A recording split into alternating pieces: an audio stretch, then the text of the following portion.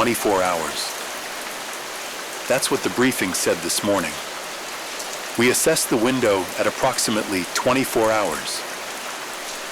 It didn't feel real when they said it, and it still doesn't now. They called me in late last night. Someone from the university's ROTC program handed me a sealed notice, no explanation, just instructions. Report to the DC Civil Defense bunker. Apparently, this is what happens when you're a weapons systems trainee who scored high enough on their simulations. Suddenly, you're useful. Down here, we're watching everything. I'm not cleared for all of it, but enough leaks through. Satellites over the Pacific are tracking submarine movements, big ones. Russian boomers changing patrol patterns, Chinese missile silos going hot. A colleague of mine pointed out that 2 major air bases in Europe have gone completely dark, as if the planes already left the ground hours ago. Someone said B-2s have been circling silently since yesterday morning, loaded for whatever's coming. The word they keep using is posturing. Nobody has fired anything yet. Nothing's broken the threshold. But every indication is that someone, somewhere, is going to make the first move. In one of the rooms, analysts are watching telemetry feeds, plotting likely targets. The big ones are obvious. New York, DC, Chicago, Los Angeles. Then the second-tier command nodes, bases, infrastructure. Everyone in that room pretends to act calm, but nobody's looking anyone else in the eye. We already know which systems are live on our side. The ground-based interceptors in Alaska are armed. The missile fields in Montana are on full alert. There's talk that some of the Navy's ballistic missile submarines have surfaced just enough to show the other side they're ready. Like baring teeth. But no one knows if it's enough. Or if the other side even cares anymore. I overheard one general say we're closer now than we've ever been. That the quiet up there is worse than missiles screaming, because it means nobody's backing down. And once someone blinks, the rest happens fast. We've been told to keep watching our screens, to stay ready for whatever signal comes. That's what I'm doing. Watching, waiting, hoping that maybe all this really is just posturing. That maybe somebody somewhere finds a reason to stop. But the way they're all moving, the planes, the silos, the subs, it doesn't feel like a bluff. Not anymore. And here we are, counting down. 24 hours, they said. Maybe less. Maybe more. But the clock is already running.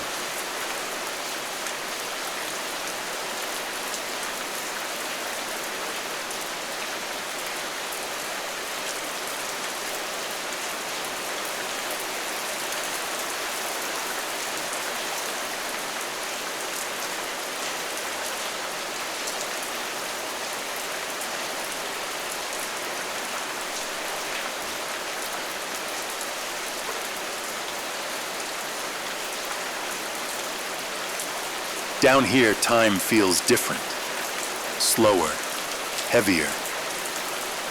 It's not much to look at, just concrete walls and fluorescent lights that never turn off. The air tastes stale and metallic, and there's this constant low hum from the generators that you can't ever quite tune out.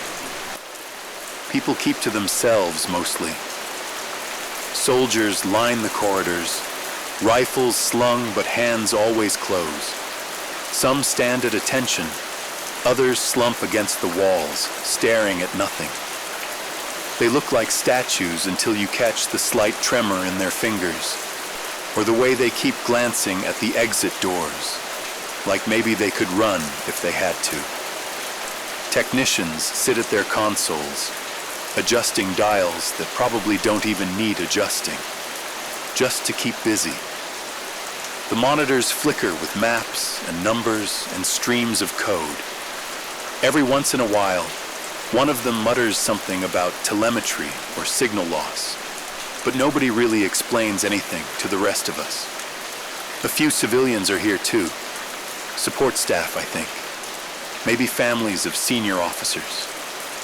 They huddle in corners, clutching bags and blankets, speaking in whispers. There's a little boy sitting on the floor just across from me, drawing something in the dust with his finger. His mother keeps patting his head, but she looks more at the ceiling than at him. And then there's the quiet. That's the worst part. You can hear everything in it. The scrape of boots on concrete, the faint hiss of air vents, the nervous cough of someone trying not to sound nervous. Nobody talks about what happens if the order comes. Nobody asks how much food is stored here. Nobody asks if they'll ever see the sun again. We were told that this place could sustain operations for weeks if it had to. But sustain isn't the same as live. Down here, there are no windows, no fresh air, no day or night. Just the same buzzing lights, the same faint smell of oil and dust. You can feel the pressure pressing in from above, from the weight of everything that's about to happen. It seeps into you through the cracks, no matter how much you try to block it out. Sometimes someone tries to joke, a line about the cafeteria food or the way the toilets don't flush right. And for half a second, people will smile, even laugh softly, like they remember how. But the quiet always comes back, heavier than before. So we wait, listening to the hum of machines, the shuffle of boots, the nervous breath of strangers, wondering if the clock is still running, or if it already stopped and we just haven't heard it yet. Down here, you start to forget what the world even looks like. All you can picture is the ceiling above you, and what might be falling on the other side.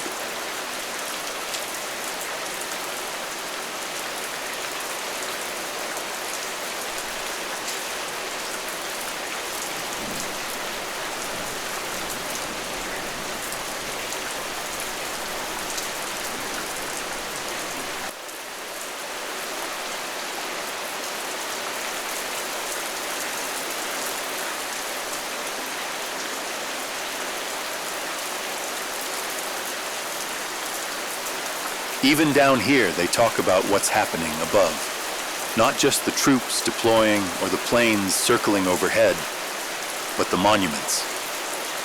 Washington has always been full of stone and marble, symbols carved into the earth to remind everyone who we were, what we believed in.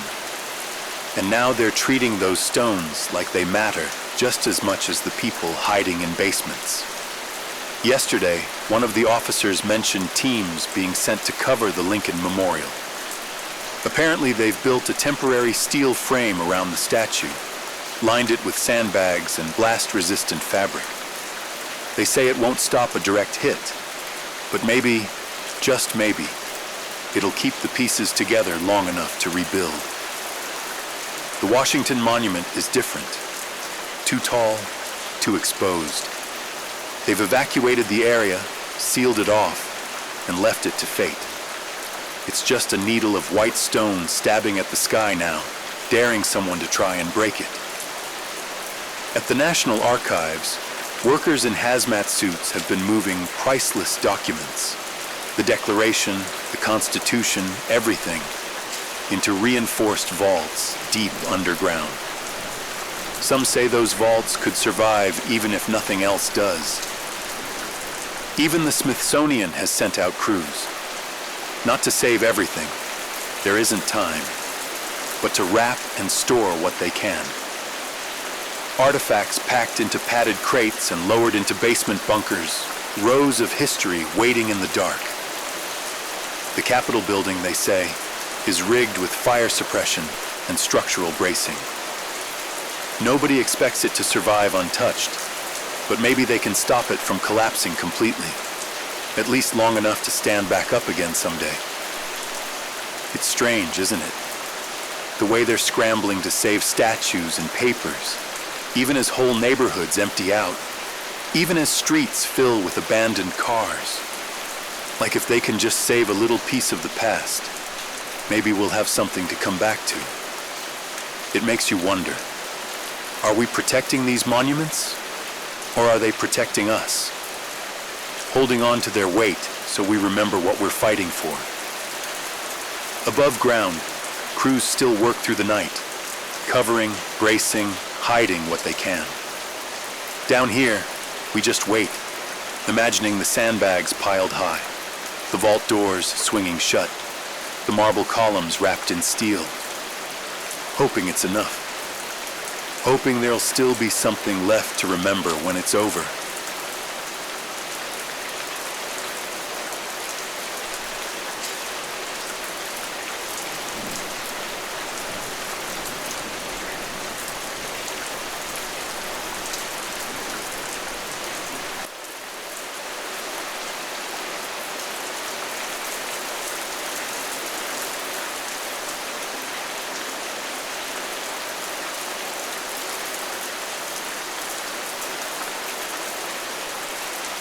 The hours stretch longer down here, but something's changed.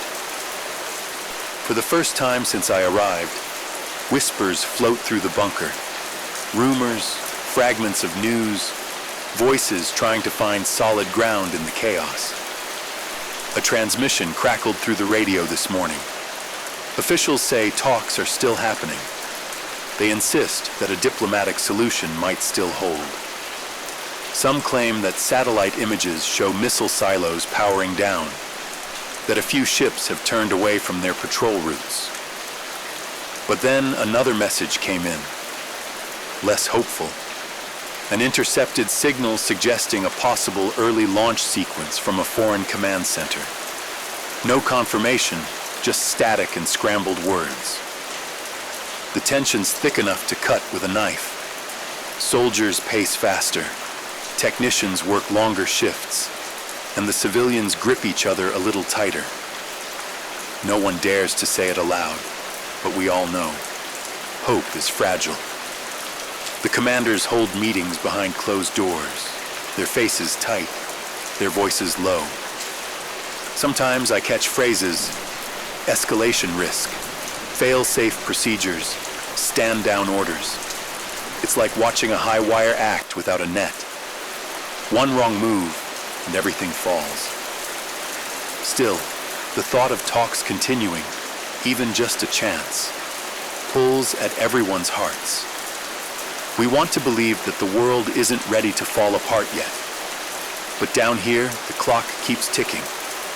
And somewhere, above the layers of stone and steel, the question remains, will it be enough?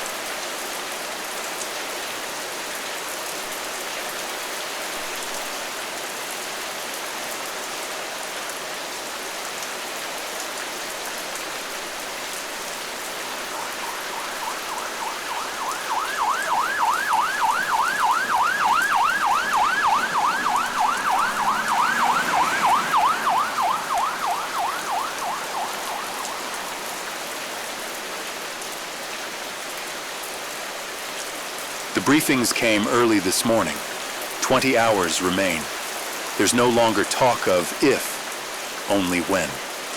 The intelligence is grim. Signals intercepted from multiple sources suggest that missile launches are imminent. Not just conventional warheads, but possibly nuclear warheads aimed at key NATO countries. Radar stations picked up unusual activity at missile silos deep in enemy territory. Submarines that were hidden yesterday have surfaced, and naval vessels are repositioning as if preparing for a strike. The list of targets has been laid out.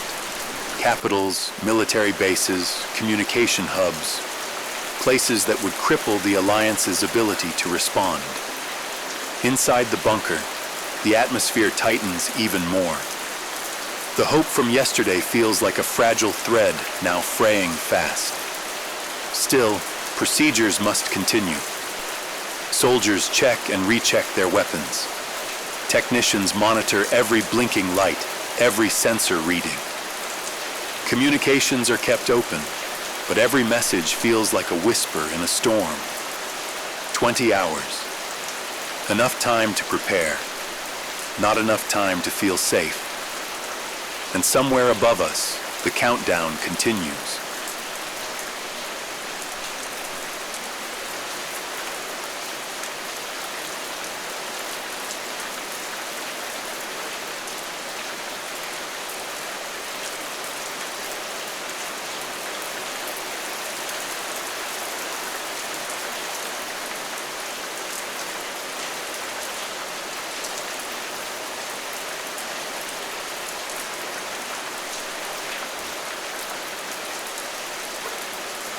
The bunker feels smaller every hour. It's not the walls or the concrete. It's what's inside them. The people, the fear, the silence that screams louder than any explosion. Tensions flare like sparks in dry brush. A misplaced word, a glance held too long, and suddenly the fragile calm cracks.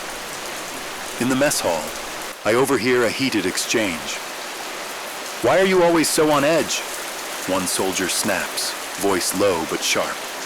"We all want to survive, but freaking out won't help." Another replies, voice tight.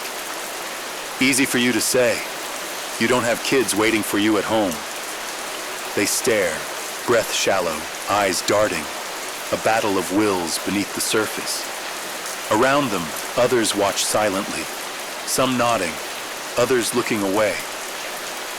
I can feel it too, the pressure, coiling tighter with every passing hour. People are exhausted, and fear makes strangers out of us all. In the quiet moments, I catch myself questioning everything. Will I ever see sunlight again? Will this place become my tomb? But there's no room for those thoughts. Not yet. We patch up our cracked nerves with jokes that don't quite land and stories from better days. We hold on to whatever humanity we can find in the shadows. Because here, beneath the weight of the world, we're not just waiting for the end. We're fighting to hold ourselves together.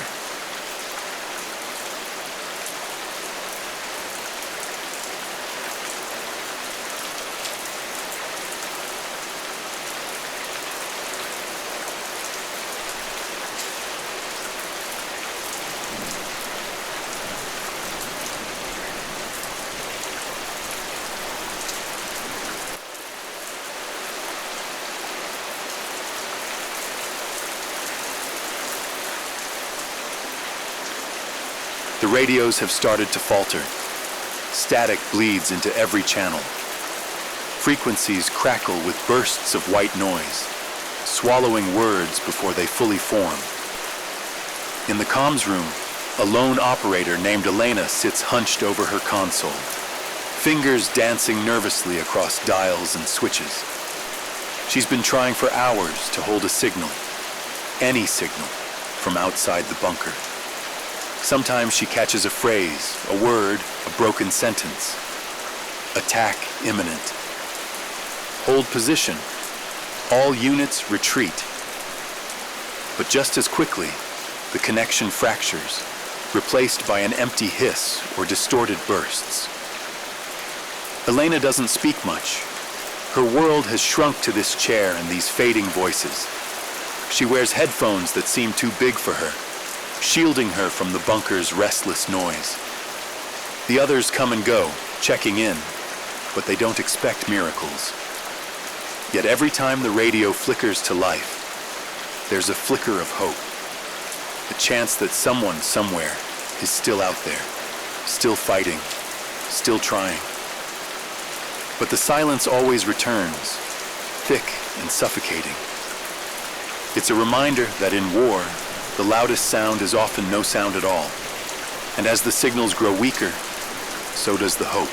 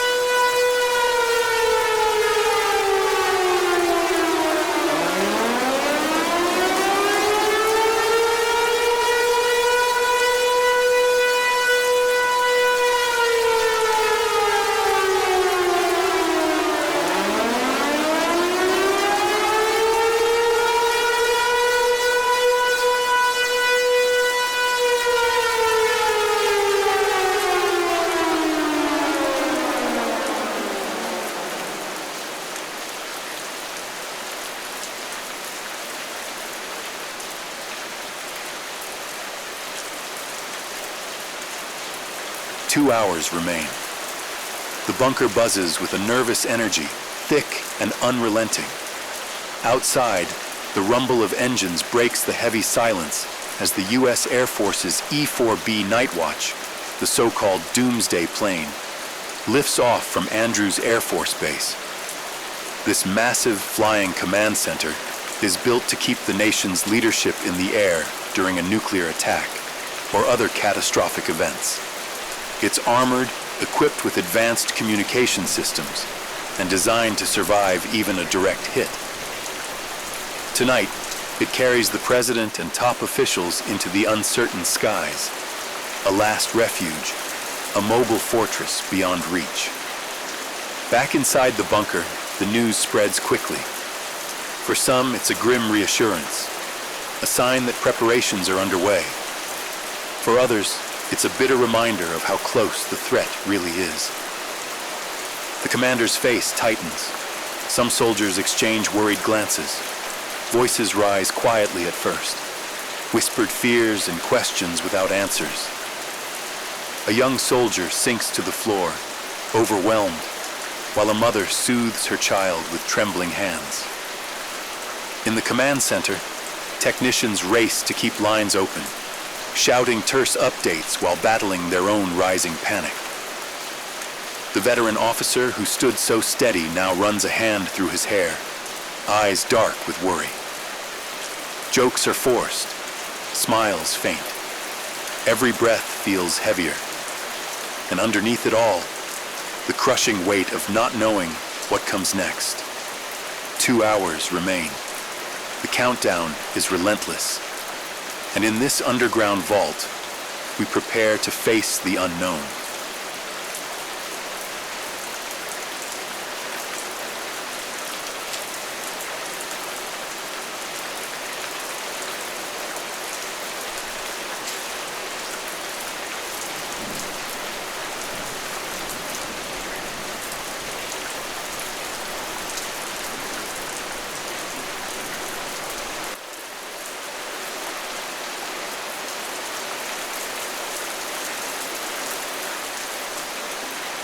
The bunker falls into an eerie silence. Not the silence of peace, but the silence of waiting. Heavy, thick, almost tangible.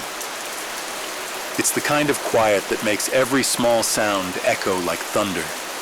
The scrape of a boot against concrete, the soft rustle of fabric, the cough of a soldier trying to steady his nerves, the low hum of machines that never truly stop.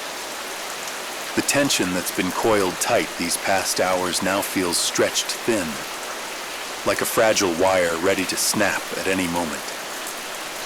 I catch my own breath and realize it's shallow, uneven, the body's instinct to brace for impact, even when the mind tries to stay calm.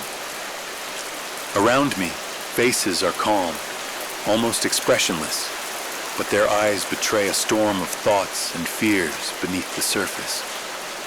Some stare blankly at the concrete walls. Others close their eyes, as if willing the world to freeze for just a moment longer. The weight of what's coming presses down on every soul here. It's in the silence between words, in the pause before each breath. Memories flash through my mind like distant echoes. Laughter in sunlit parks, the gentle sway of trees in the breeze, the warmth of a hand held tight. All of it feels distant now, like fragile dreams slipping through trembling fingers. Yet in this stillness, there's something delicate, a fleeting calm before the storm, a rare moment to gather strength, to steel the heart, to prepare for the unknown that waits beyond these walls. Whispers of prayers, soft murmurs shared between strangers, echo faintly in the darkness. We wait together, not as isolated individuals, but as a fragile collective bound by fate and fear. And we listen for the first sign, for the sound that will change everything, for the moment when the quiet breaks and the world will never be the same again.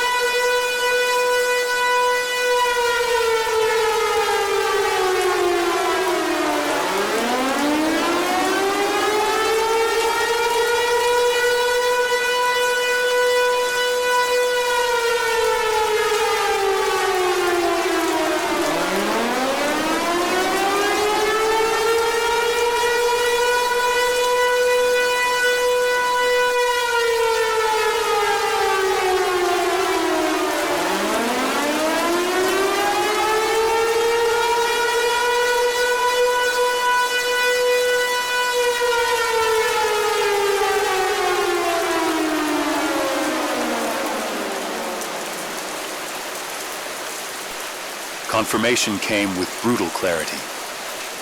The missiles are on their way. All detected launches have originated from Russian soil. The data is indisputable. Multiple warheads are headed straight for the United States, with Washington among the primary targets. The command center buzzes with urgent updates, the sterile glow of monitors reflecting the grave reality.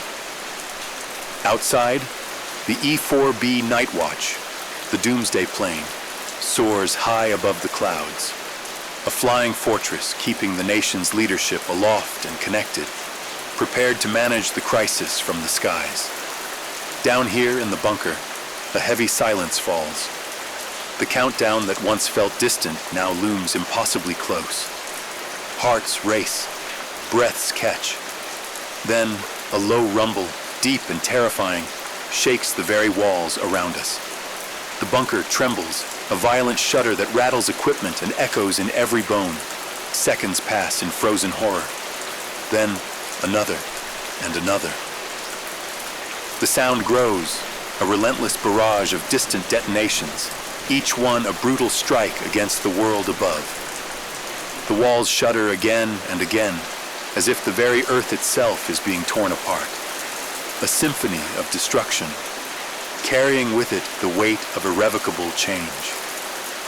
Some clutch the nearest supports. Others close their eyes against the roaring chaos.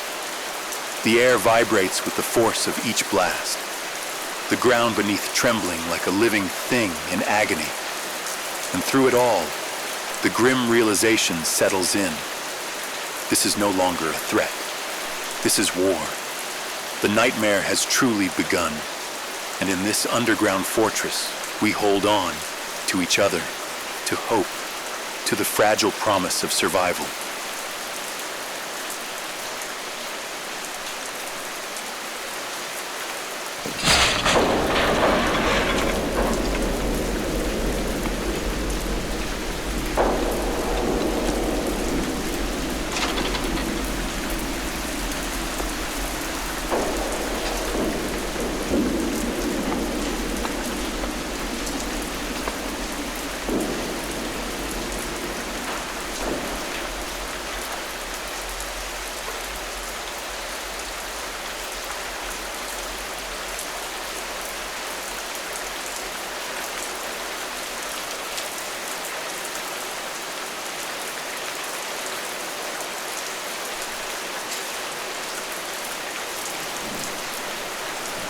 As the echoes of the bombardment fade, the grim truth begins to crystallize.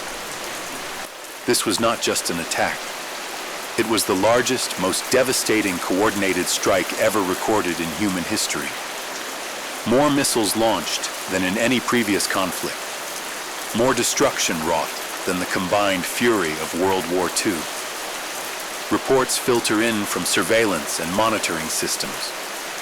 Washington's military command centers have suffered critical hits.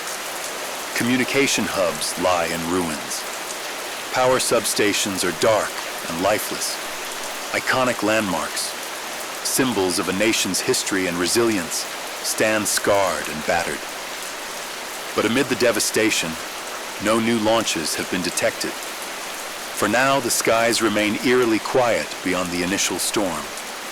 The possibility, faint and fragile, that this onslaught might be the opening salvo, not an endless barrage. Inside the bunker, tension remains high, but is tinged with cautious hope. No immediate threat beyond what has already fallen. Yet the air is thick with uncertainty. This is no longer a distant fear or a shadow looming on the horizon. The Third World War has begun. History has been rewritten in fire, steel, and shattered stone. And beneath the weight of this new reality, we brace ourselves for the battles ahead, for the losses yet to come, for the uncertain road that lies beyond the ruins.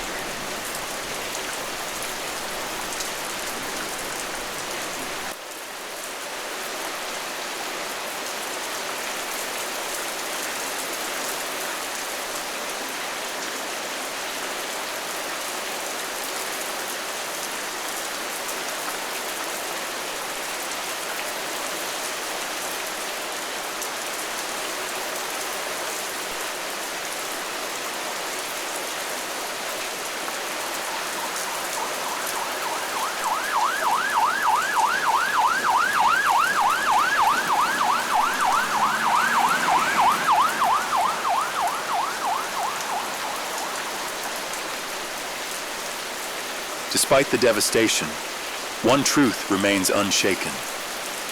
The strength of the United States endures. The nation has faced dark times before, and though this attack cuts deep, it will not break the spirit of its people.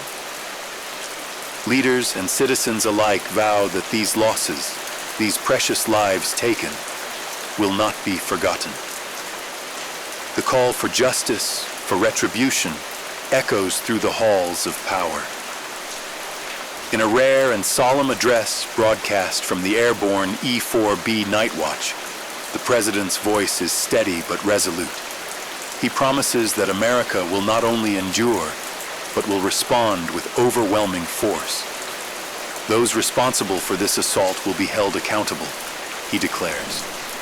We will honor the fallen by protecting our nation, by standing united, and by ensuring that justice is served. Far from shrinking back, the country's military forces mobilize with fierce determination. Every branch, every unit ready to defend, to retaliate, to protect what remains. Across the ocean, Russia claims responsibility for the attacks. Their message is cold and unyielding. This is the price America must pay for NATO's expansion, for decades of tension rooted in the Cold War. They call it a necessary reckoning. But to those who live in the bunker, and to the millions watching from below, it is a declaration of war, and the world stands on the edge of an uncertain future, where resolve and reckoning will shape what comes next.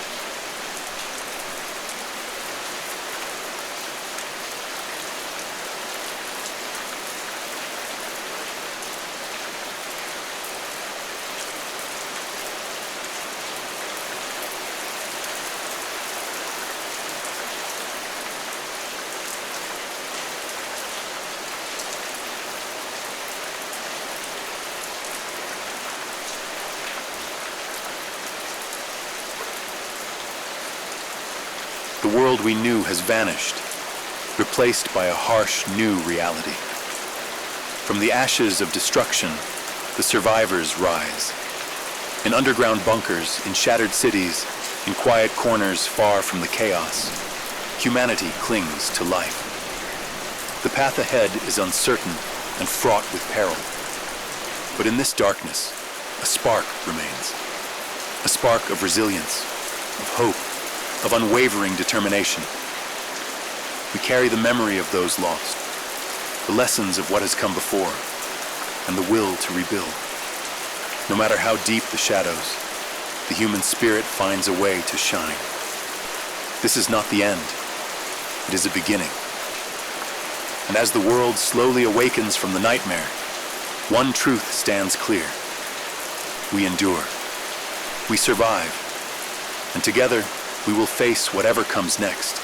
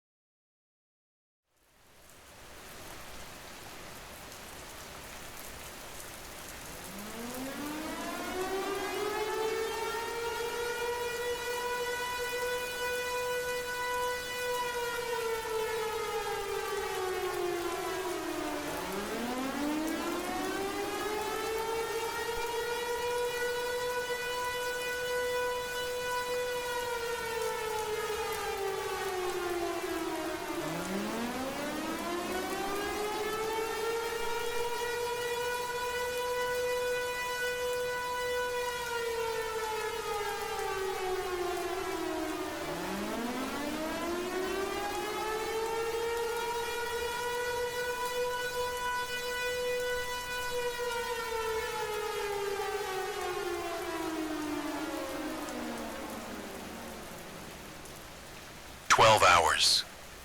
That's all we've got, at least according to the latest estimate. When the order came through early this morning, nobody looked me in the eye. A corporal just handed me a packet and said, Don't waste time. The packet had only a location and a clearance code. The Atlanta Regional Coordination Center. No explanation, no details. I left my apartment on Peachtree Street before the sun even rose. Streets already emptier than they should have been for a weekday. When I arrived, they rushed me underground. The elevator dropped so far that my ears popped. At the lowest level, the air was cold and dry, filled with the smell of dust and machinery. People were already at work. Dozens of officers, engineers, and analysts sat at rows of consoles, faces washed in the pale blue light of monitors. Numbers scrolled by faster than you could read, and maps of the southeast glowed with red clusters and pulsing rings. I don't know everything they're tracking. I'm not high enough up to see the full picture, but I hear enough to understand. Submarines have been spotted just off the coast. Fighter squadrons scrambled from Dobbins in the middle of the night. Troop movements in Europe and Asia lighting up the screens in another room. Atlanta is circled on every map I've seen since I got here. Some call it a priority strike zone. Others just call it inevitable. Between the airport, the rail lines, and the command centers hidden in plain sight, the city has a target painted on it. I try to keep busy, but it's impossible not to notice the mood down here. Nobody speaks above a whisper. Nobody jokes. The clocks on the wall tick louder than anything else. From time to time, an officer stops behind me and murmurs something about our strategic posture. They make it sound like a chess game, but you can see it in their eyes. They know the pieces have already been set, and the next move is just a matter of when. I overheard someone say we're closer to the edge now than we've ever been. That if nothing changes soon, there's no turning back. So we keep watch. We keep quiet. And we try to believe that somehow this ends differently. But with every passing minute, that faith feels harder to hold on to.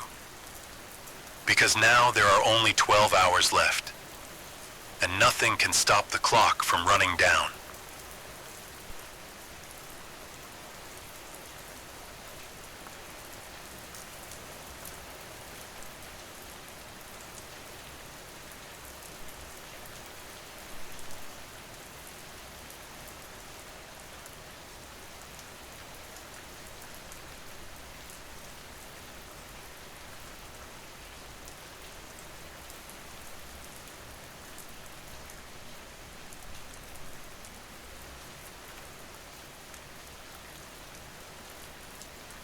Down here, it feels like time has stopped. The bunker isn't much to look at. Just endless corridors of concrete and steel lined with pipes that hiss softly as air circulates through the vents. The lights overhead are a harsh, sterile white, and they never turn off. There's no sense of morning or night anymore, just the steady, unchanging hum of machines. The people here keep their heads down. Soldiers stand posted at every junction, rifles slung over their shoulders, eyes fixed straight ahead. Others pace the hallways or sit silently on the floor, staring at the walls like they're trying to memorize every crack. Some of the civilians stick together in little groups, wives, husbands, kids clutching at backpacks. Nobody really talks much. The conversations you overhear are all whispers, short and strained. I passed one man murmuring something about his dog back home, like he was trying to keep the memory alive while he still could.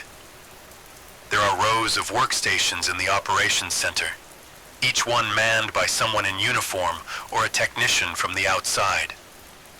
The screens glow with maps, strings of data, signals bouncing between satellites. Every so often, someone adjusts a dial or flips a switch, just for something to do. It's clear most of them don't even know if it matters anymore, but sitting still is worse. On the wall above the main floor, a digital clock counts down the hours, the minutes. The numbers are large and bright, impossible to ignore. 11 hours left now. I catch myself staring at it whenever my eyes drift from my console. What's worse than the lights or the clock is the quiet. You can hear every little sound in it. Boots scuffing against concrete, a cough someone tries to stifle, the faint static crackle of a radio somewhere down the hall. Every sound feels like it echoes too loudly, like it shouldn't be heard. Nobody talks about what's going to happen when the numbers hit zero. Nobody asks if this place can really keep everyone alive. Nobody asks what comes after. I heard one officer say the bunker is stocked to keep running for weeks if needed. But when I look around at the faces here, hollow eyes, hands trembling just slightly, I can't imagine anyone calling this living. Every once in a while, someone tries to break the tension. A soldier cracks a joke about the food rations or the smell of the recycled air, and for a second or two, there's a faint ripple of laughter. But it never lasts. The quiet always creeps back in, heavier than before. So we sit. We listen. To the hum of the generators, the shuffle of boots, the nervous breath of people trying not to show how scared they are. And in the back of my mind, I wonder what's happening above us right now, and if we'll ever see it again.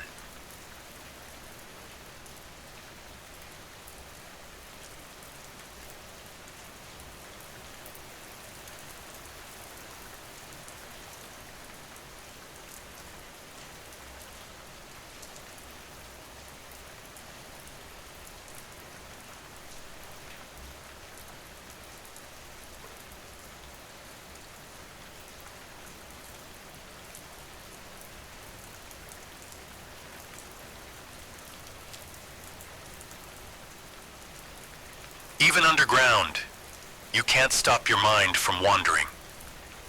Word has been spreading through the bunker about what's happening up top. Crews have been working all through the morning, rushing to cover what they can before it's too late. Atlanta isn't Washington. We don't have marble domes or national archives, but we still have history worth saving, and people are fighting to preserve even a little of it. One technician told me they sent a team to Centennial Olympic Park before dawn, throwing up makeshift barriers around the torch sculpture and the fountains. Nobody really believes it'll survive a direct hit, but it seems important to try. I heard someone else say crates of artifacts from the Martin Luther King Jr. Center were being loaded into trucks and driven out of the city hours ago. Photographs, letters, pieces of a story too important to leave behind. Even the Varsity, that greasy little fast food shrine on North Avenue, is shuttered now. Its neon sign switched off for the first time in decades. "What'll you have?" one soldier joked when he walked by. But nobody laughed. At the Georgia state capitol, scaffolding went up overnight around the gold dome, workers stretching thick sheets of protective fabric over it. Maybe they think it'll make a difference. Maybe they just can't stand the idea of seeing it crumble. Somebody said the CNN center has already gone dark. Crews moved cameras and servers into underground vaults, cables trailing down stairwells into the bedrock. News anchors, apparently, will keep broadcasting from some undisclosed location, if there's still anyone left to watch. I keep picturing Stone Mountain, the giant carving, the wide granite face looming over the trees. Nobody mentioned it in the briefing. Maybe nobody even thought about it. But it's hard not to wonder what will become of it. Whether that mountain will still stand tomorrow, or if it'll just be another scar in the earth. It's strange how people rush to shield statues and papers and symbols, even as whole neighborhoods empty out and streets fall silent. Like if we can just save the right pieces, it'll mean something later. That we weren't just here to watch it all burn. We all feel it. The weight of what's above us. The gold dome, the torch, the mountain, the streets we used to walk. All of it waiting to be tested. All of it echoing in our minds while we wait in the dark. And I wonder, are we really protecting them?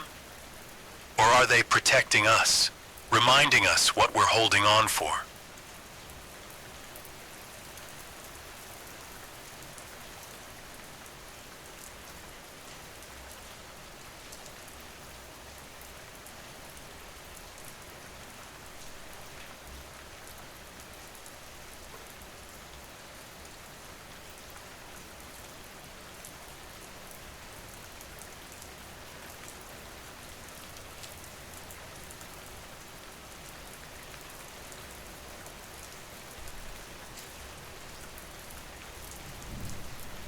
Clocks don't lie anymore.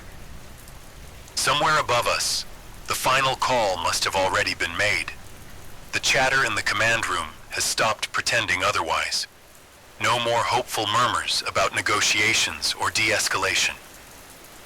On the big board, next to the map of the southeast, a simple line of text appeared 10 minutes ago. Launch detected, multiple origins. Nobody even gasped. Nobody ran for the doors. There's nowhere to run to now. The countdown overhead shows just under 60 minutes. The numbers glow in red, bright enough to cast a faint hue on the faces watching below. In the operations center, the screens are alive with information. Satellite feeds, radar tracks, coded bursts of radio traffic bouncing across continents. Thin white lines streak across the maps, arcing from points halfway across the world straight toward the eastern seaboard. And Atlanta is still circled. It's strange what you start noticing when you know what's coming. The way the hum of the vents gets louder when everyone stops talking. The way people's hands keep clenching and unclenching, even when they try to look calm. The smell of dust and warm metal in the air. One soldier has his helmet in his lap, just staring at it like it holds some kind of answer. A woman in civilian clothes paces the corridor outside the comms room, muttering prayers under her breath. In the far corner, a little girl is curled up in her mother's lap, fast asleep. Orders still get barked out every few minutes. Reposition this, confirm that. But everyone knows it's routine now, just to keep the mind occupied. There's nothing left to stop. The missiles are already flying. I keep thinking about what it must look like up there now. The empty streets, the gold dome catching its last bit of sunlight before the clouds of ash roll in. The mountains on the horizon, silent and waiting.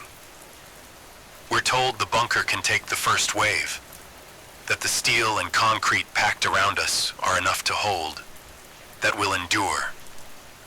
But you can see in people's eyes that nobody really believes it anymore. The hour strikes, the screens glow brighter, the clock ticks down, and in the quiet spaces between heartbeats, you can almost hear it coming.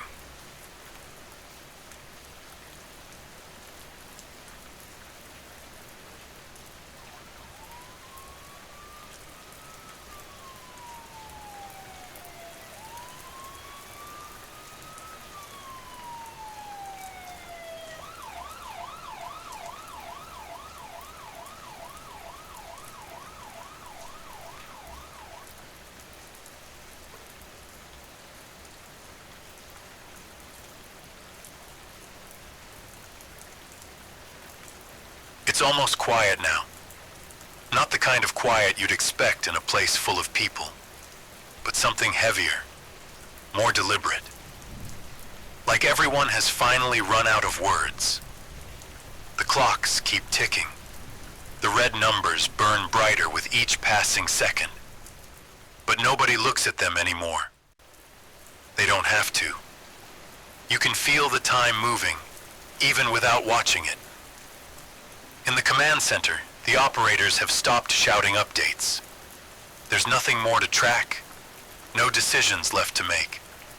The screens still flash and beep, but nobody reacts. Their hands rest on the consoles, fingers still, as if frozen in place. The civilians have gathered in small clusters. Some sit shoulder to shoulder on the floor, their eyes lowered. A few hold hands, fingers intertwined so tightly their knuckles turn white. One man kneels in a corner, murmuring softly to himself, eyes closed. Even the children are silent now, too tired to cry, too scared to ask why everyone's so still. The air feels thick, almost hard to breathe.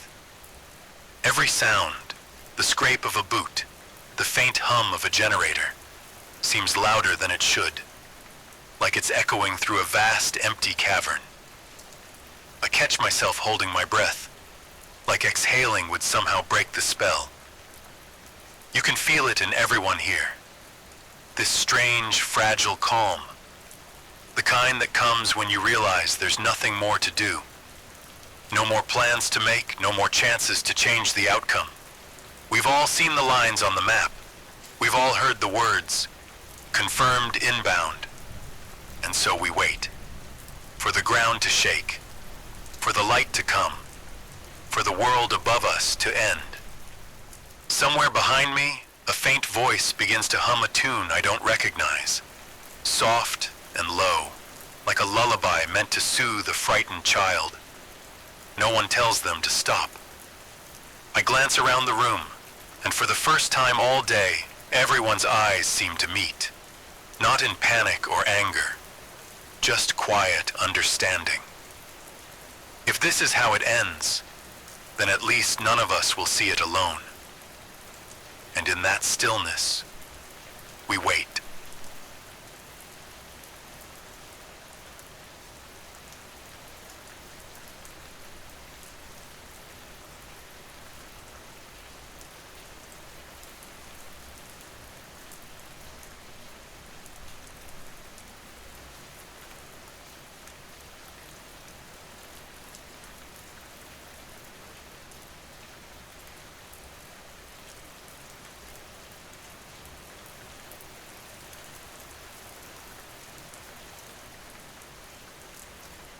Before this underground silence swallowed us whole, life had a rhythm, a pulse that seemed endless. I remember the mornings in Atlanta, how the sunlight filtered softly through the blinds, casting stripes across the hardwood floor of my old apartment. The air was warm, even in early spring, carrying the scent of blooming dogwoods and freshly cut grass. Outside, the city was alive with movement. People hurrying along sidewalks, the distant hum of traffic, the occasional bark of a dog greeting the day. I used to walk the streets without a second thought, passing by cafes where baristas knew your order before you even said a word, where strangers smiled politely and the world felt wide open and full of possibility. Here, in the bunker, I listen as others share their own echoes of that world. One man, his voice cracked and low, talks about his childhood growing up in East Atlanta, how he and his friends would race down the sidewalks on bikes, their laughter carrying through the summer air. He recalls a particular night at a block party, the smell of barbecue and the beat of drums thumping in rhythm with his heartbeat.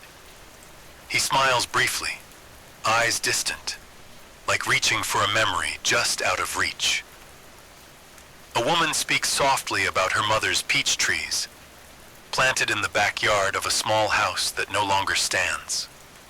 She remembers climbing the gnarled branches to pick ripe fruit, sticky and sweet, the juice running down her chin as she grinned with reckless joy.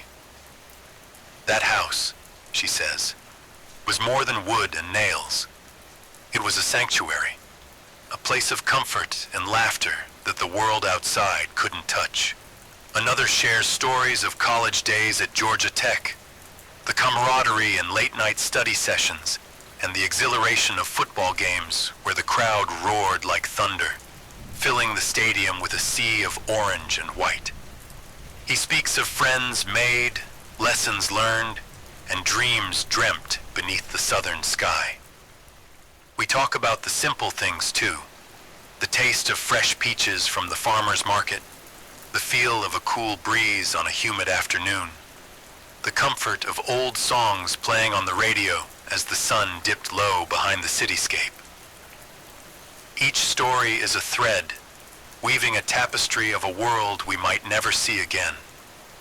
Sometimes the memories come unbidden. I find myself closing my eyes, transported to the green lawns of Piedmont Park, watching children run and play under the watchful gaze of oak trees. I hear the chirp of cicadas in the summer heat, the distant ring of church bells calling the faithful to Sunday service. There was a time when these small moments were endless, when the future felt like a promise, not a question mark. And now, in the cold, fluorescent light of this bunker, those flickers of before feel both achingly close and heartbreakingly far away. They remind me what we stand to lose, what we carry inside, even when the world outside falls silent. Because memory is a kind of resistance, a way to hold on when everything else slips away. I don't know what tomorrow will bring, but for now, these stories keep us tethered to something human, something real. A fragile light in the dark, and maybe, just maybe, it's enough.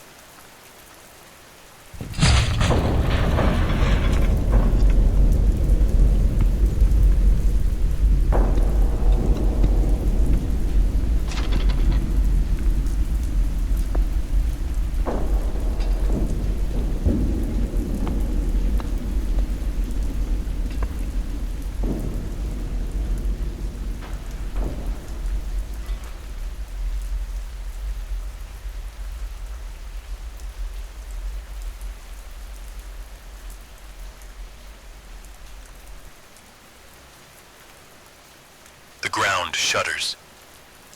At first, it's a low rumble, like distant thunder rolling over the hills outside. Then it grows, deeper, louder, shaking through every inch of concrete and steel around us. The bunker vibrates violently. Lights flicker, consoles beep in warning, and a sudden shower of dust falls from the ceiling, coating everything in a thin gray layer. Voices scream. Some cry out, others gasp, and a few curse under their breath. The air thickens with the choking taste of dust and fear. I clutch the nearest pipe, knuckles white, struggling to stay upright as the walls creak and moan, straining against the force battering them from above. Explosions echo like monstrous drum beats, each blast a brutal reminder of the destruction raining down. The world above is breaking, and we're trapped beneath its fury. A sudden jolt throws me off balance, sending me crashing into a steel railing. The sound of metal twisting and groaning fills the air. Somewhere nearby, alarms blare in panic. Flashing red lights pulse erratically, casting frantic shadows that dance on the dust-covered faces around me. I see a soldier stumble past, coughing violently, eyes wide with terror. A woman tries to calm a sobbing child, whispering promises she can't believe herself. The bunker fills with dust, a suffocating haze that clings to skin and clothes, making every breath a struggle. The power flickers but holds, for now. Seconds stretch into an eternity, each tremor a heartbeat of the nightmare unfolding above. And in the darkness between blasts, a terrible clarity settles in. This is no longer distant fear. This is survival.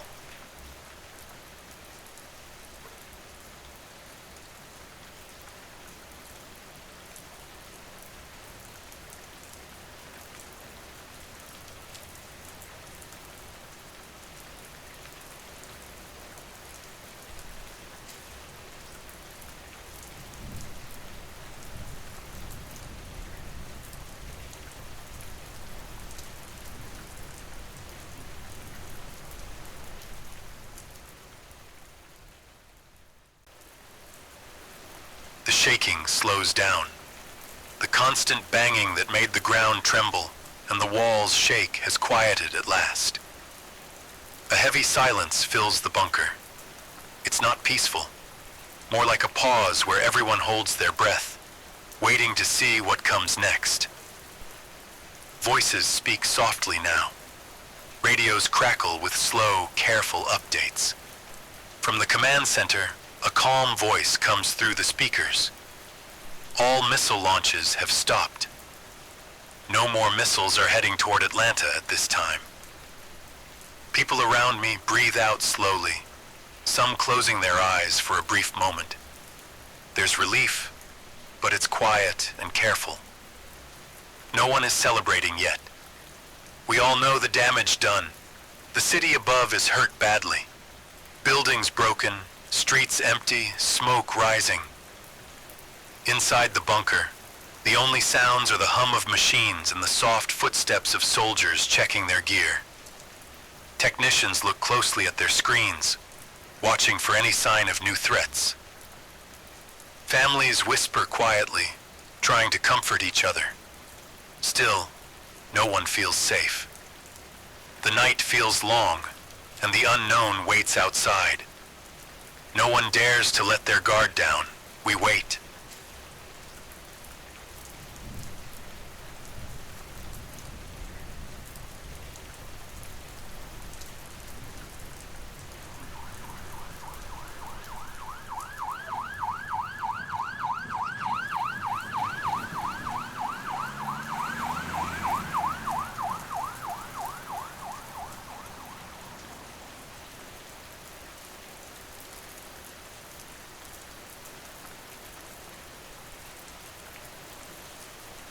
Above us, the city lies shattered, a scar on the earth, like nothing seen before.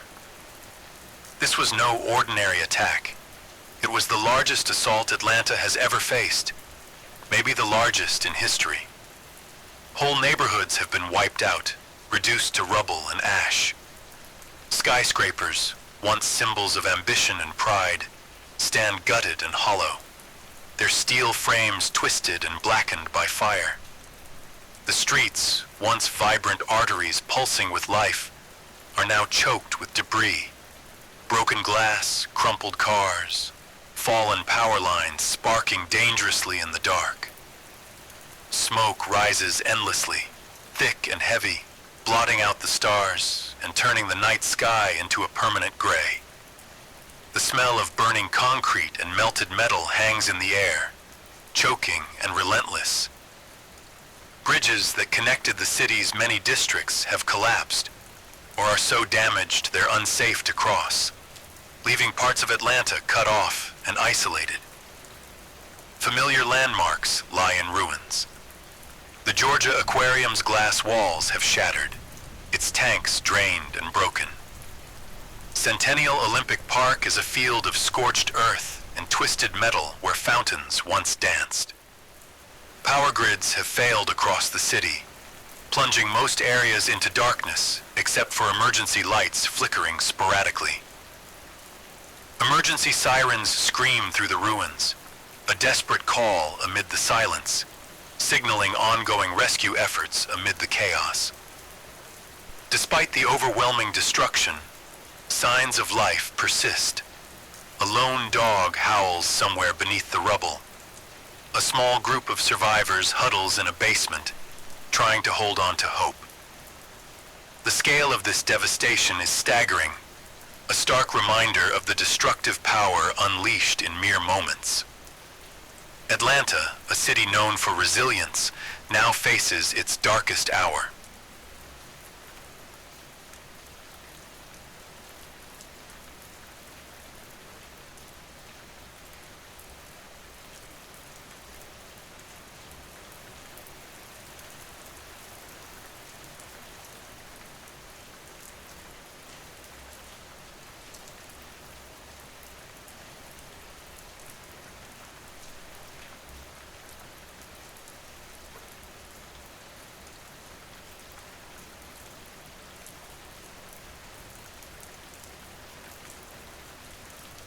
A hush falls over the bunker as the screens flicker to life. The President of the United States appears, his face grave and eyes steady, framed by the seal of the office behind him. His voice is calm, but carries a weight that fills the room. My fellow Americans, today our nation faces an unprecedented act of aggression. Intelligence agencies have confirmed that the devastating attack on Atlanta was orchestrated by Russian Federation.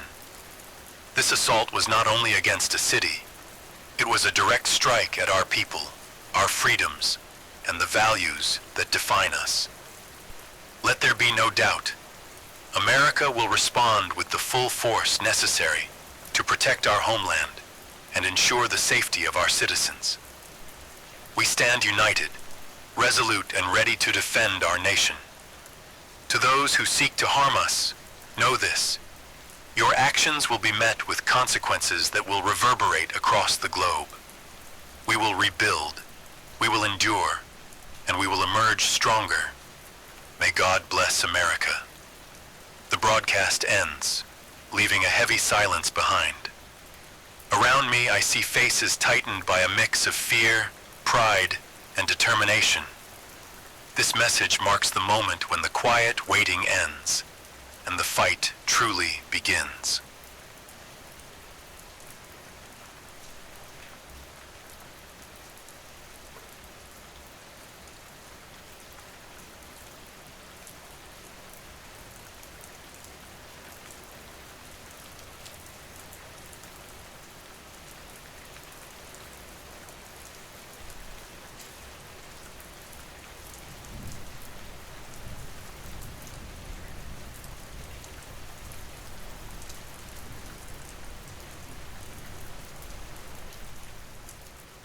The bunker feels quieter now.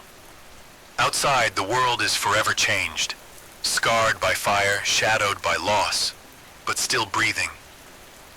We don't know what the next hours, days, or months will bring. Will the fighting stop? Will the cities rebuild? Will the sun rise on a peaceful world again? No one here has the answers, but something remains certain. In the deepest darkness, the human spirit refuses to break. We hold on to each other, to memories, to hope. We are survivors, and as long as we breathe, there is a chance. A chance to rebuild, a chance to heal, a chance to face the unknown together. The future is uncertain, but it is ours to shape, and the clock keeps ticking.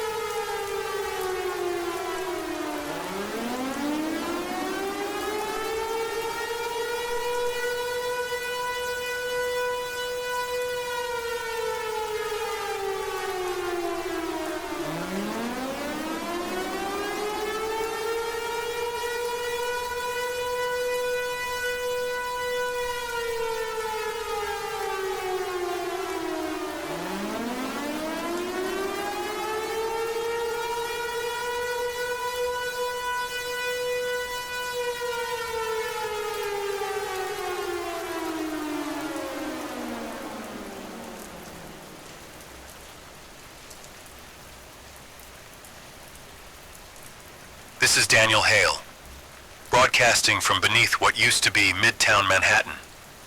If this transmission reaches anyone out there, anywhere, please preserve it. Copy it. Pass it on. I don't know if it matters. I just know I need to say this out loud, while there's still time to speak. As of 1904 Eastern, U.S. intelligence sources confirmed a series of inbound nuclear warheads. Multiple points of origin, multiple targets. New York is one of them. They estimate impact in just under an hour. It's strange what an hour becomes when you know it's the last one. Every breath feels heavier. Every sound becomes sharper. My hands won't stop shaking, but my voice still works, and that's enough. I'm going to tell you what happened here, what really happened. Maybe it's just for me. Maybe someone's out there listening. Maybe that matters. Maybe it doesn't. For the record, I was a journalism student. NYU. I graduated the year they shut the campus gates and turned Washington Square into a triage center. I was there when the protests collapsed into riots. I saw the headlines turn into silence.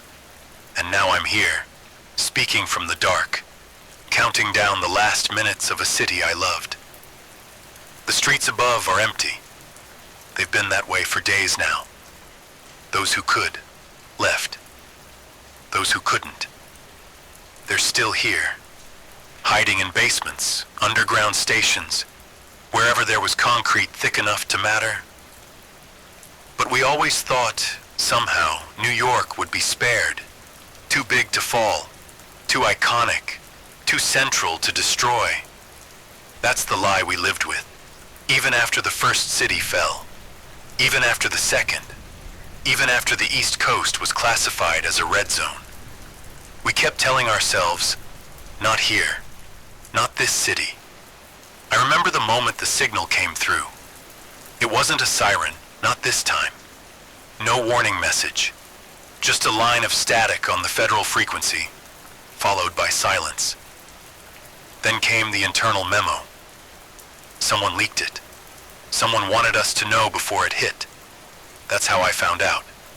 Not from the government, not from a broadcast, from a whisper. They launched, and they're not bluffing anymore.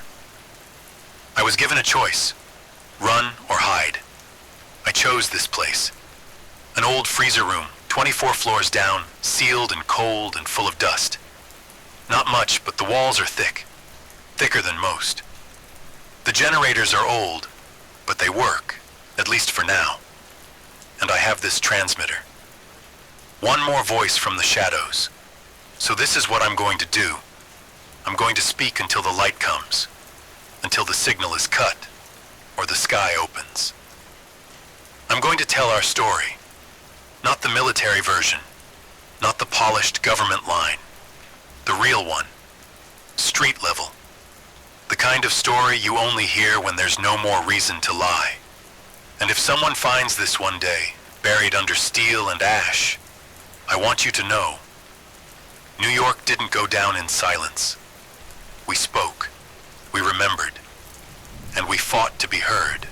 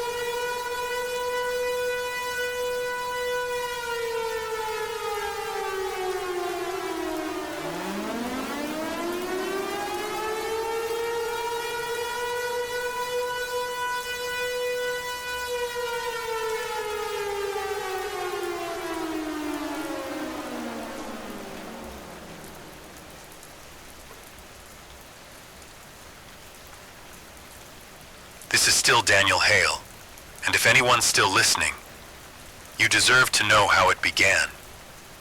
The first collapse didn't come with explosions. No fireballs, no countdown, just silence. It started with a city. No one said which. Not officially. The name was scrubbed from every live feed within minutes. One moment, everything was normal. The next, gone. No power, no signal, no voice, and no explanation. Some said it was a cyber attack. Others believed it was an EMP, maybe something cleaner, more surgical, meant to disable, not destroy. What mattered wasn't what hit. It was what followed. Panic didn't erupt all at once. It seeped in. People waited for press briefings, for maps, for someone to say what had happened and where, but nothing came.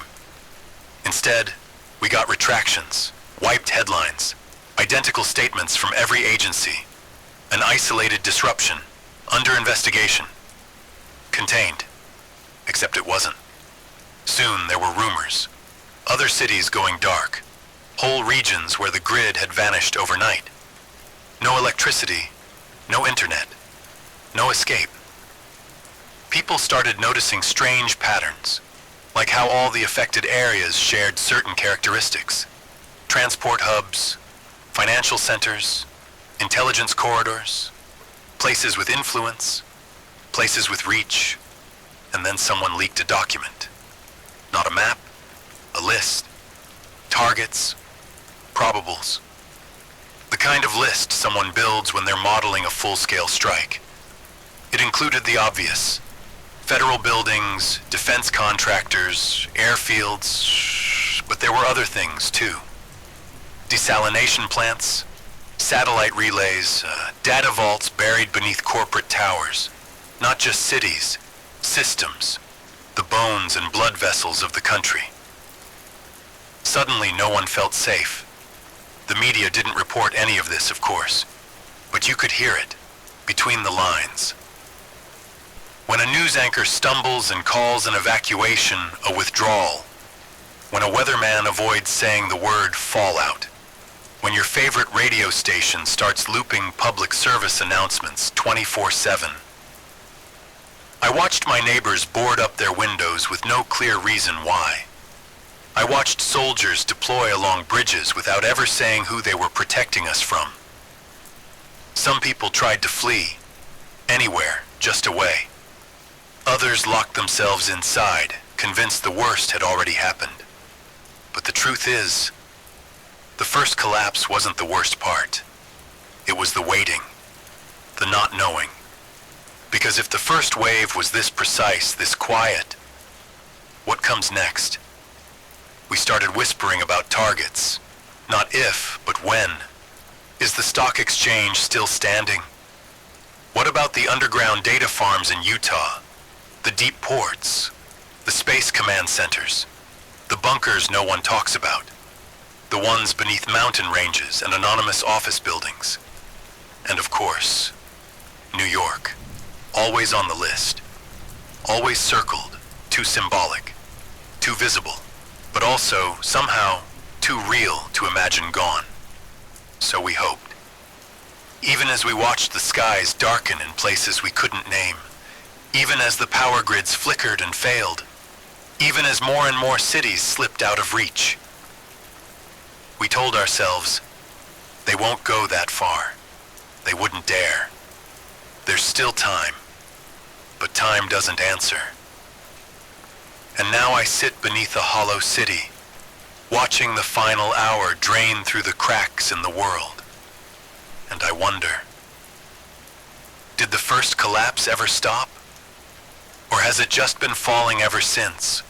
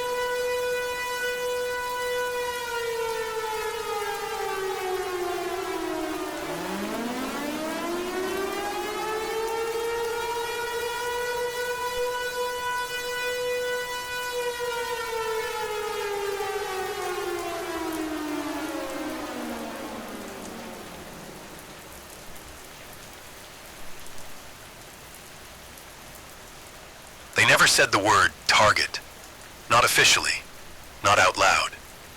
But when the maps were redrawn and our city was shaded in deep crimson, we understood. We were on the list. No sirens, no explosions, just a quiet kind of suffocation. Being in a red zone doesn't mean destruction. It means you're waiting for it. Every hour, every minute, a city holding its breath, knowing the next could be its last. Everything changed the moment we were reclassified. Flights stopped without warning. Outbound trains were canceled indefinitely. Armed units set up roadblocks at bridge entrances and tunnel mouths. They didn't give instructions, just looked at you like you were already gone. They never told us why, but we knew. We were too close to too much. The financial arteries, the federal databases, the cables that carry the country's heartbeat. Too important to abandon, too exposed to survive. Stores stayed open for a while, out of habit, not hope. You could still buy coffee if you had ration tags. Still catch a bus if you didn't mind being scanned and questioned and watched like a suspect.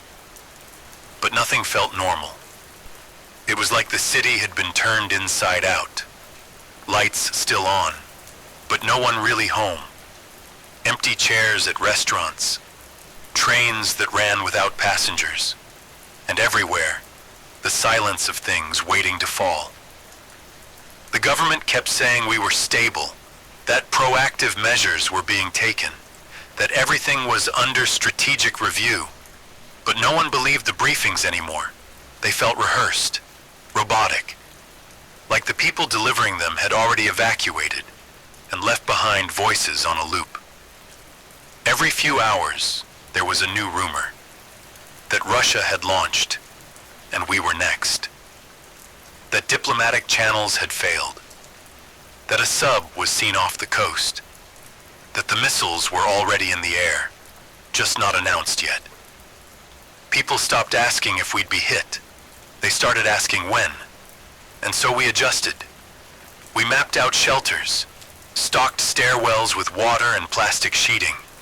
We picked basements over bedrooms, learned to sleep with boots on and keys around our necks, not because we thought it would save us, but because doing nothing felt worse. Some left, the ones who could afford to. The rest of us stayed. We told ourselves we were staying for our families, or our work, or out of defiance. But maybe we just didn't want to die on the road. They called us resilient. But the truth is, we were scared. Not screaming, not running, just scared. The kind of fear that sinks into your bones and makes you memorize the nearest exit in every room. We started marking time in strange ways, not by days, but by absences.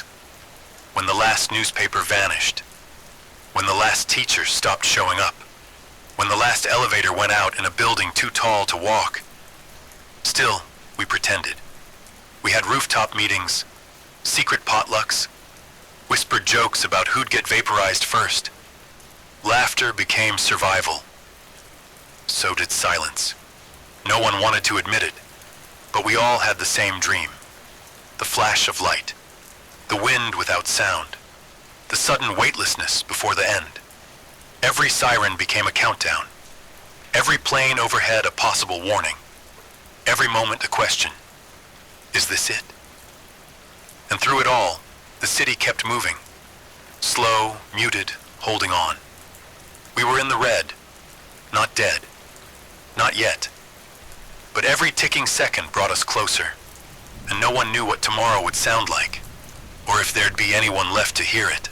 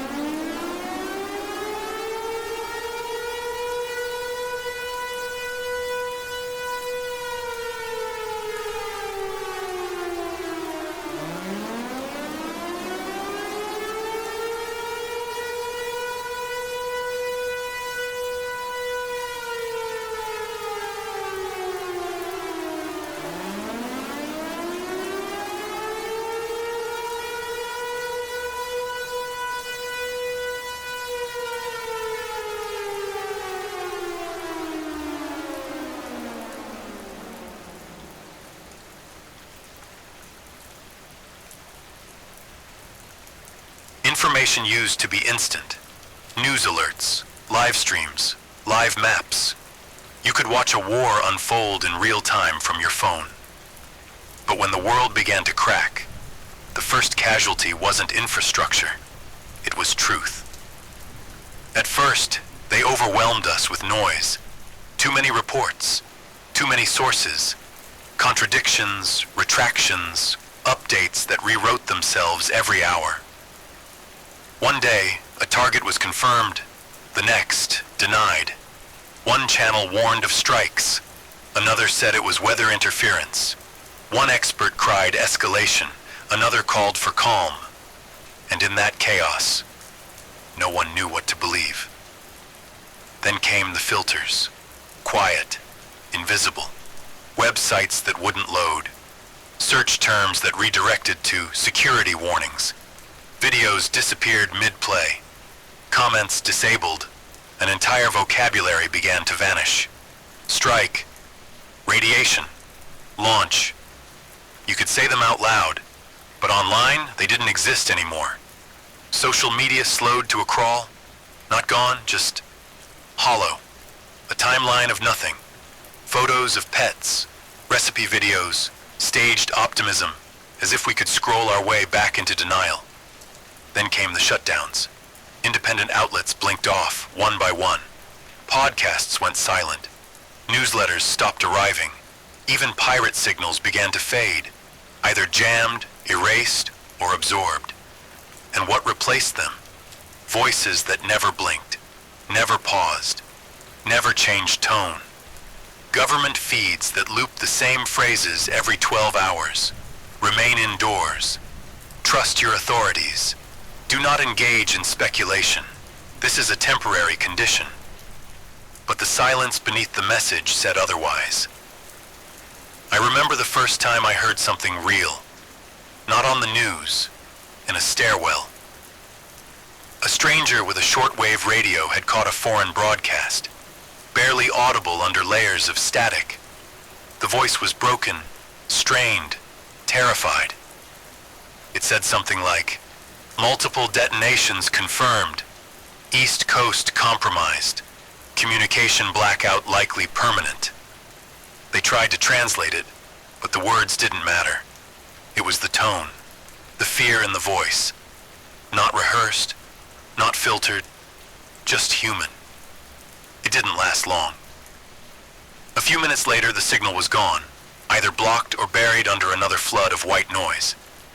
That's when we realized truth was still out there, just buried, scattered in fragments across dying frequencies, whispers in the static, testimonies scratched into concrete walls, confessions broadcast from basements like this one.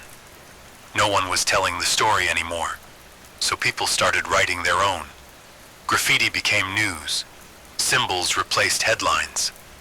A red triangle near a sealed bridge meant checkpoints. A black X on a school door meant it had been looted. An eye drawn on an apartment window? That meant surveillance. Don't look in. We didn't just lose information. We lost memory. Moments blurred together. People disappeared without names. Whole blocks became ghost lines with no history left to trace. And in the end, silence became the default. Because the more we spoke, the more we risked. Not just punishment, but hopelessness. If you say the truth out loud long enough and nothing changes, eventually you stop saying it. Not because it's false, but because you can't bear to hear it anymore. But I still remember. I remember when journalism meant chasing the truth, not surviving it. I remember when fear wasn't the filter on every word. I remember when speaking meant something. That's why I'm still here. That's why this transmitter stays on. Because if there's even one person left on the other end, the truth deserves a voice, even if it's only an echo.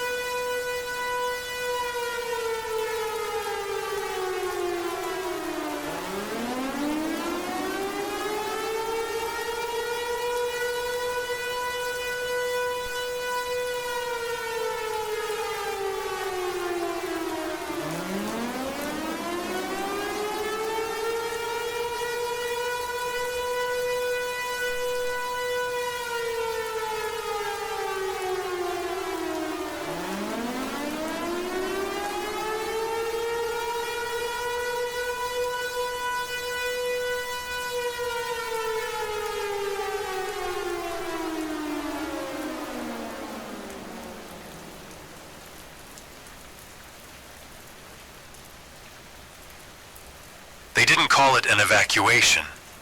No sirens, no convoys, no final announcements. Just a slow unraveling. People disappearing in ones and twos.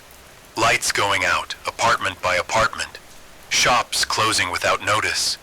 Trains leaving with fewer passengers and returning completely empty. At first, no one wanted to admit it, that the city was being abandoned. Not officially, not all at once, but strategically. The people with options were the first to go. Diplomats, executives, technicians, the ones who knew someone or had a way out. They didn't say goodbye. They didn't leave notes. One day they were behind you in line at the pharmacy, and the next, gone.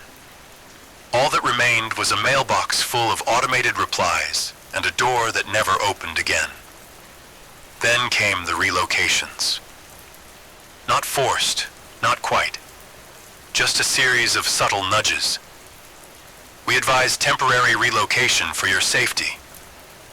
Essential personnel may be transferred. Consider voluntary departure if circumstances allow. No one said the word refugee. No one dared. By week 2, the trains south were full. By week 3, the trains stopped running. The bridges were already sealed. The highways jammed and then emptied. Not because people escaped, but because they gave up trying. Some tried to drive through back roads, construction paths, even hiking trails. Rumor was, if you made it far enough inland, they'd let you through a side gate. Most didn't make it. Those of us who stayed, we didn't all choose it. Some were too old, some too sick. Some stayed for people who couldn't leave, or pets they couldn't abandon, or homes that still meant something even when the lights went out. Others stayed out of pride, or fear, or belief that the city was too strong, too sacred, too big to fall. And some, like me, stayed because we couldn't bear the idea of dying somewhere unfamiliar. Even in ruin, this city felt like home. It had scars we recognized, streets we knew by smell and sound. If we were going to vanish, at least let it be on familiar ground. But staying came with a cost. The deliveries stopped. Power failed sector by sector. Hospitals shuttered or turned into quarantine zones, though no one ever explained what they were containing. Water was unpredictable, food even more so. We became scavengers, not just for supplies, for certainty. A working radio, a still-lit hallway, a neighbor's voice behind the door. Anything that reminded us the world was still turning, even if it was turning away from us. Once, I walked 5 blocks just to confirm that the old bookstore was still standing. It was, and someone had written across the glass, "If you can read this, you're not alone." We started marking time in strange ways. When the baker 2 streets over finally left, we said it was the end of week 4. When the last city bus was found overturned and burned, we said it was week 5. When the sky changed, when it stopped being sky and became just a dull ceiling of static gray, we stopped counting.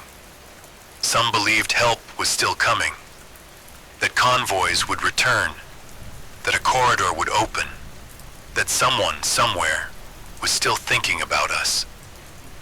But hope thinned out like oxygen, and those who remained began to look at each other differently, not as neighbors, but as witnesses, to the quiet ending of something vast. And now we wait. Not because we expect rescue, but because we don't know what else to do. We are the ones who stayed, not because we were brave, not because we were foolish, but because somewhere, deep down, we believed this place would speak one last time before it was silenced. And until that moment comes, we remain, still watching, still listening, still still here.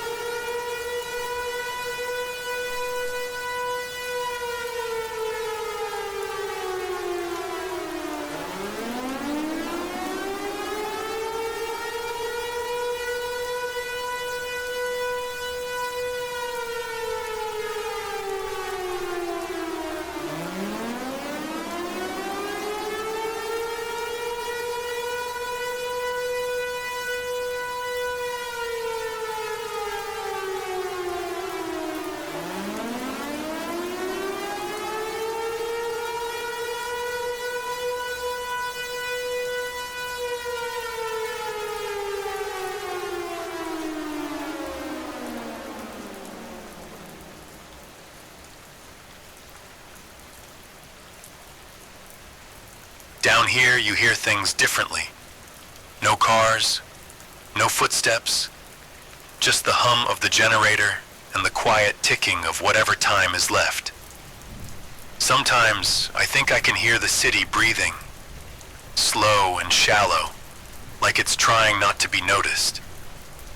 This basement used to be part of a storage facility, freezer room 24 floors down. Walls thick enough to hold cold and fear. Now it holds voices. Every night I scan the bands. AM, FM, shortwave. Sometimes there's a flicker, a warbled tone. Once I heard a hymn. Faint, broken, in a language I didn't recognize. Last night I caught something clearer. A voice. Female. Calm. Repeating coordinates I didn't recognize. There was a pause, then the phrase, "We are still operational. We are not alone." It cut out before I could respond. Maybe it was real. Maybe it was a recording, set to loop for anyone still out there. But for a few minutes, it didn't matter. I wasn't just shouting into the dark. There was something, someone, on the other side of the silence. You learn to hold on to those moments. A warm can of soup, a flashlight that still works, a voice, even a brief one, that reminds you you're not the last. Sometimes I write things down, not to publish. There's nothing left to print, but to remember. I write names, places, things I saw that no one will ever believe. I write because someday, someone might find this place. Might stumble across these tapes, these notes, this voice on a dying loop. And I want them to know. The city didn't vanish. It endured. Even in darkness. Even in silence. Out there above this bunker, the countdown ticks on. There's no evacuation order, no final warning.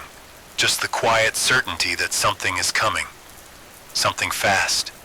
Something irreversible. They said we were in the red zone. They said there was still time. But now, there's only minutes.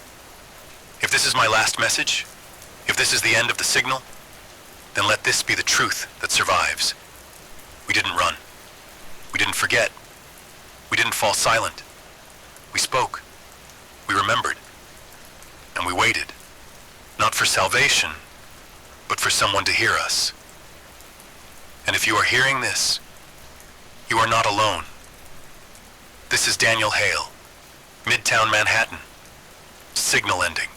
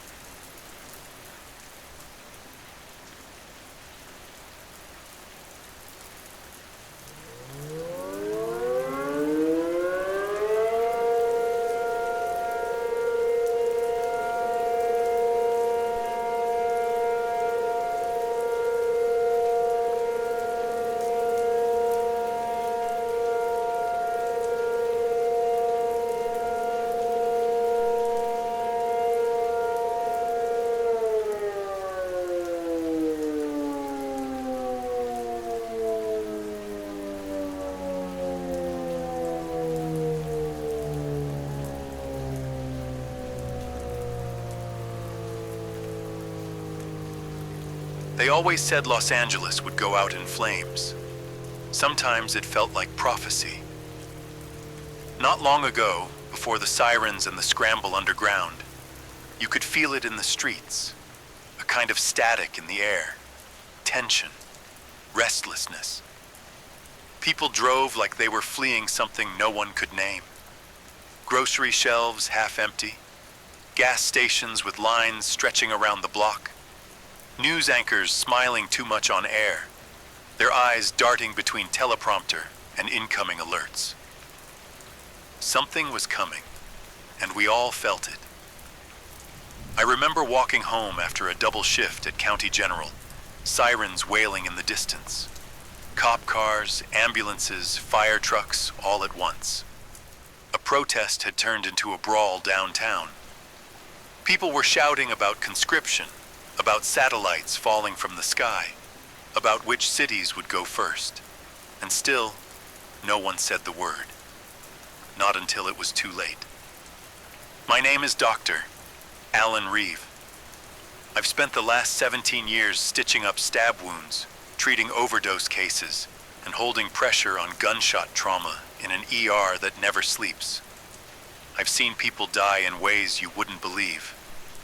But this is different. We're deep beneath Westwood, maybe 30 feet underground, in a decommissioned emergency shelter from the Cold War. It was supposed to be mothballed. It wasn't. Someone, somewhere, decided to keep it alive, and now it's home to 20 of us. Nurses, orderlies, 1 police officer, 2 engineers, a kid who doesn't talk, and people like me. People who don't know what we're supposed to do next. The night it all began, the emergency broadcast lit up every screen. Nuclear threat confirmed. Seek immediate shelter. Impact window, 24 hours. The message looped until the power grid above failed. Phones went dark. Satellites stopped blinking. And then came the silence. The kind that rings in your ears because your body knows something's wrong. Up there, beyond the steel doors and the concrete, Los Angeles is either burning or already gone. Hollywood, gone. The Santa Monica Pier, maybe swept away in a shockwave. I think about the patients I left behind. The homeless man in room 4 with pneumonia. The girl in ICU after a car crash. I don't know if they made it. I don't know if anyone did. In this bunker, we ration power, boil water, and play static-filled broadcasts on a loop, hoping for something, anything. I sterilize instruments I might never use, check vitals for people who aren't sick, pretend this is just another long night shift. It's the only way I know how to hold it together. One of the nurses, Carrie, found a radio frequency last night. Brief, garbled, something about Seattle, or what's left of it. We don't know what day it is. only that it isn't the world we knew anymore. And above us, the sky might already be ash.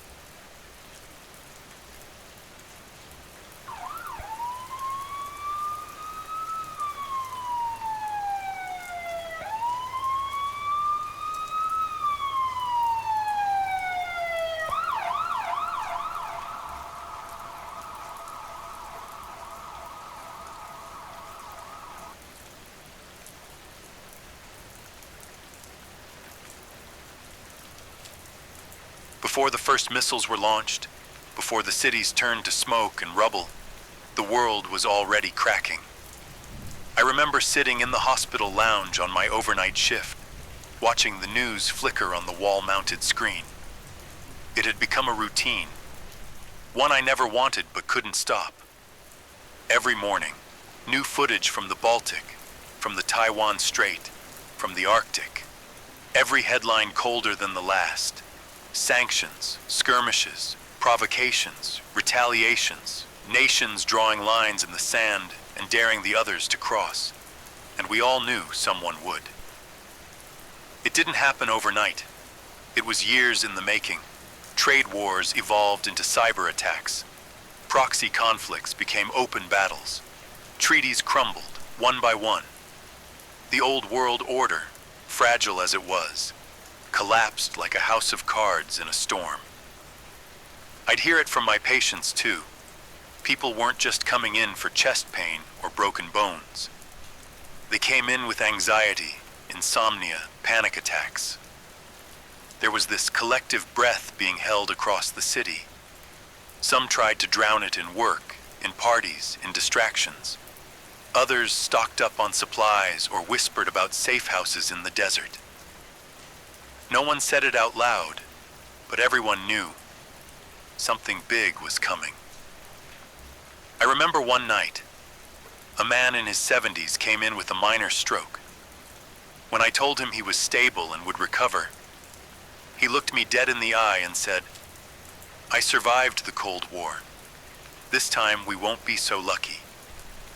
He said it with such calm certainty that I couldn't even reassure him. As the months passed, that quiet dread began to seep into everything.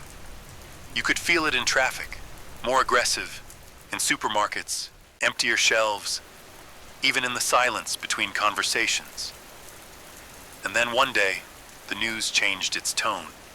It wasn't if anymore, it was when. The alliances fractured and the global balance tipped. First came the strike in Eastern Europe, then the blackout in Tokyo, the retaliation over the Atlantic. In a matter of days, dominoes fell across the globe. Supply chains collapsed, financial markets crashed, and major cities started to shut down. Not from viruses or protests this time, but from fear of incoming warheads. Los Angeles, this sprawling, shining symbol of the West, was suddenly no longer untouchable. Fighter jets over the Pacific, false alarms, real ones. Then came the evacuation orders. Not everyone got out. I stayed. I had to. I had patience. I had my oath, and to be honest, maybe part of me wanted to witness the fall, to understand it. Or maybe I was just tired of pretending everything was fine. And now, here I am, underground, speaking into this old radio like it's a lifeline. Listening for any sign that someone else made it, that the world still has a heartbeat. Because when the world finally caught fire, it wasn't a surprise. It was a slow burn we all watched and ignored until it was too late.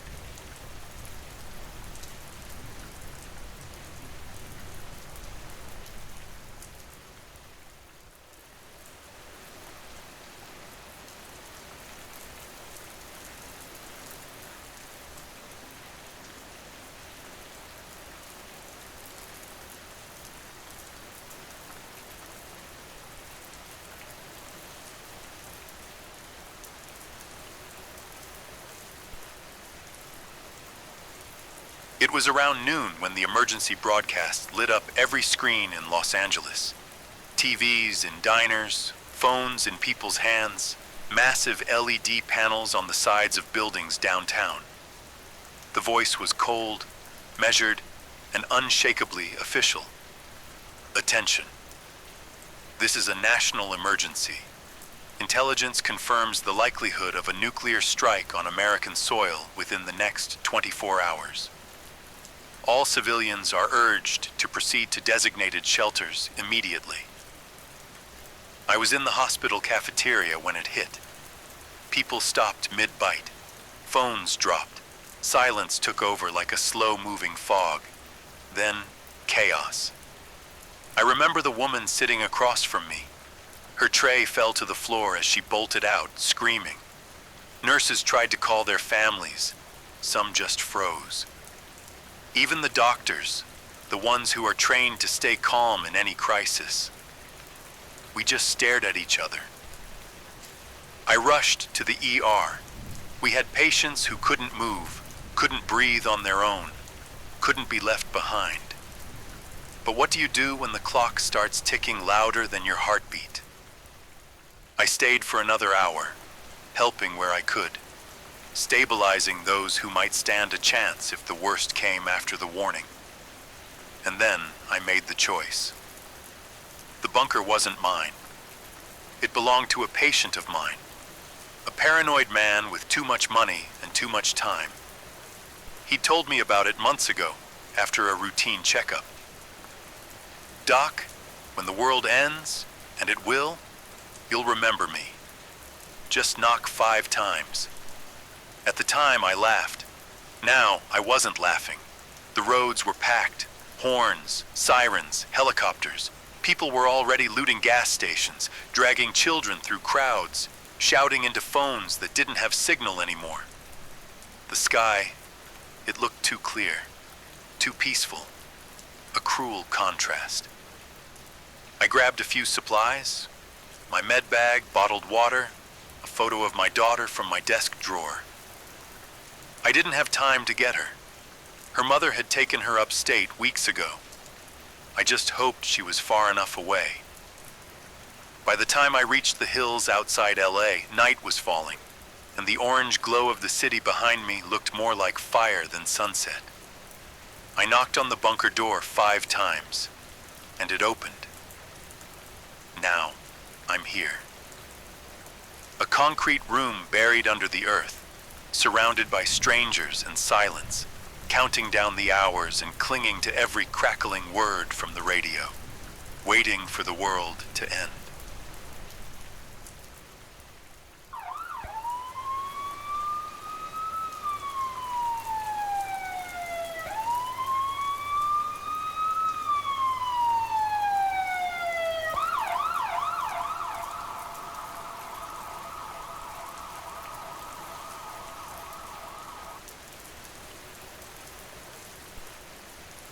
Silence down here is different. It's heavy, almost unbearable. After the chaos outside, the sirens, the rushed orders, and the panic in the streets, this bunker feels like a world apart. The air is stale and dry. The lights hum softly overhead, casting long shadows on the concrete walls. Somewhere nearby, the old radio glows green, but all I hear is static. The city I've known my whole life is out there, Los Angeles. I can't see it, but I feel it, like a weight pressing down on my chest. What's happening up there? Is it still standing? Are people still alive? Hours ago, a general's voice came over the bunker intercom, clear, firm, but calm. Everyone needs to rest. I know it's hard, but staying awake, letting fear take hold, it only makes things worse. Lack of sleep will make you hear things that aren't there, see shadows that don't exist. We need everyone sharp, strong, and ready for what's next. I listened, but sleep wouldn't come. I lay on the cold floor, staring at the ceiling, feeling the hum of machines and the distant vibrations through the walls. My mind kept racing, memories of patience, my family, the city's bright lights now swallowed by darkness. The others here try to settle down. Some whisper quietly, sharing stories or comforting each other. Others stare blankly, lost in their thoughts. We're all strangers, thrown together by this nightmare. I tried to focus on my breathing, slow, steady. But fear lurks in every corner of this underground room. Every sound, a cough, a creak, makes my heart jump. Sleep feels like a luxury I can't afford. Because out there, beyond this bunker, time is running out. The war is no longer just headlines or distant news. It's real. It's here, and it's waiting. But the general was right. If we don't rest, if we let exhaustion take over, we lose ourselves. The darkness inside these walls will consume us, even if the outside world hasn't yet. So I close my eyes. I try to rest. Because tomorrow, whatever it brings, we'll need all the strength we can find.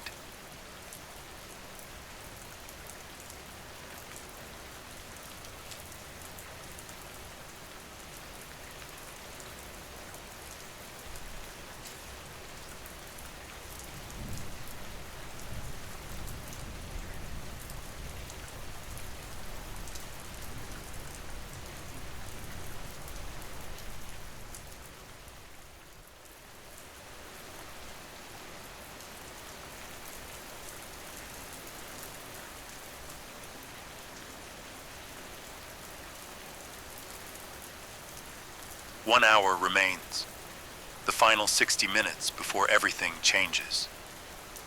The bunker feels heavier now, as if the weight of the world above is pressing down through the concrete ceiling.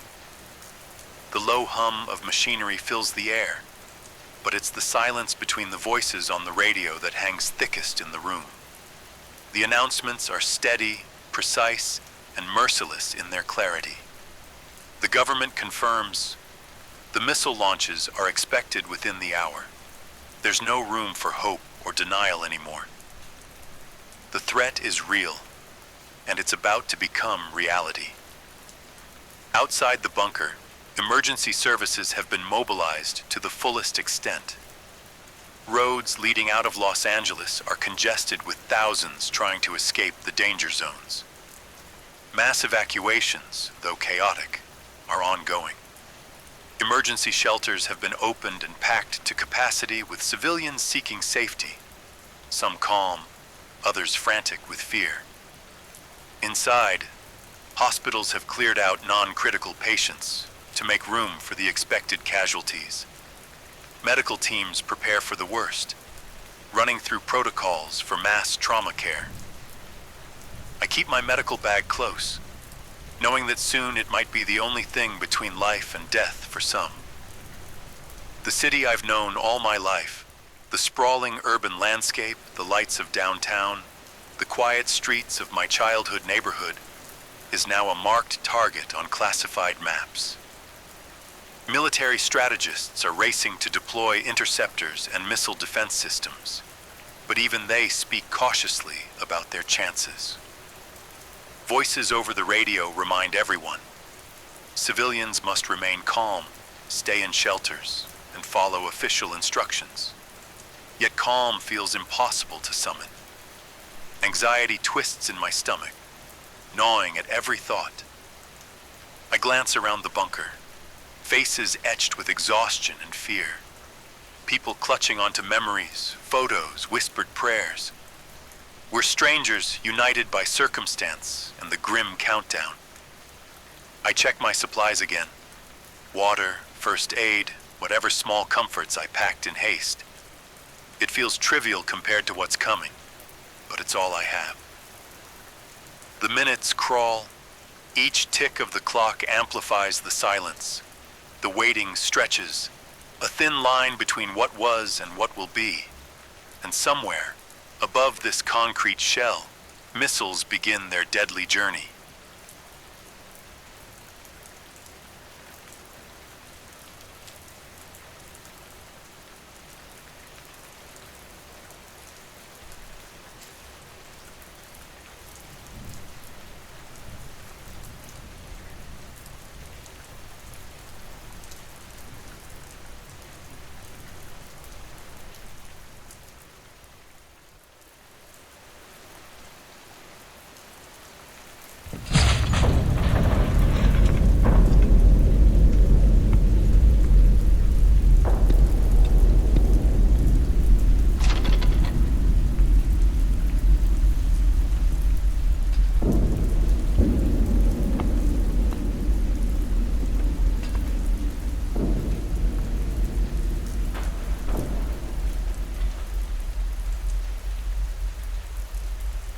4:12 a.m., the ground began to tremble.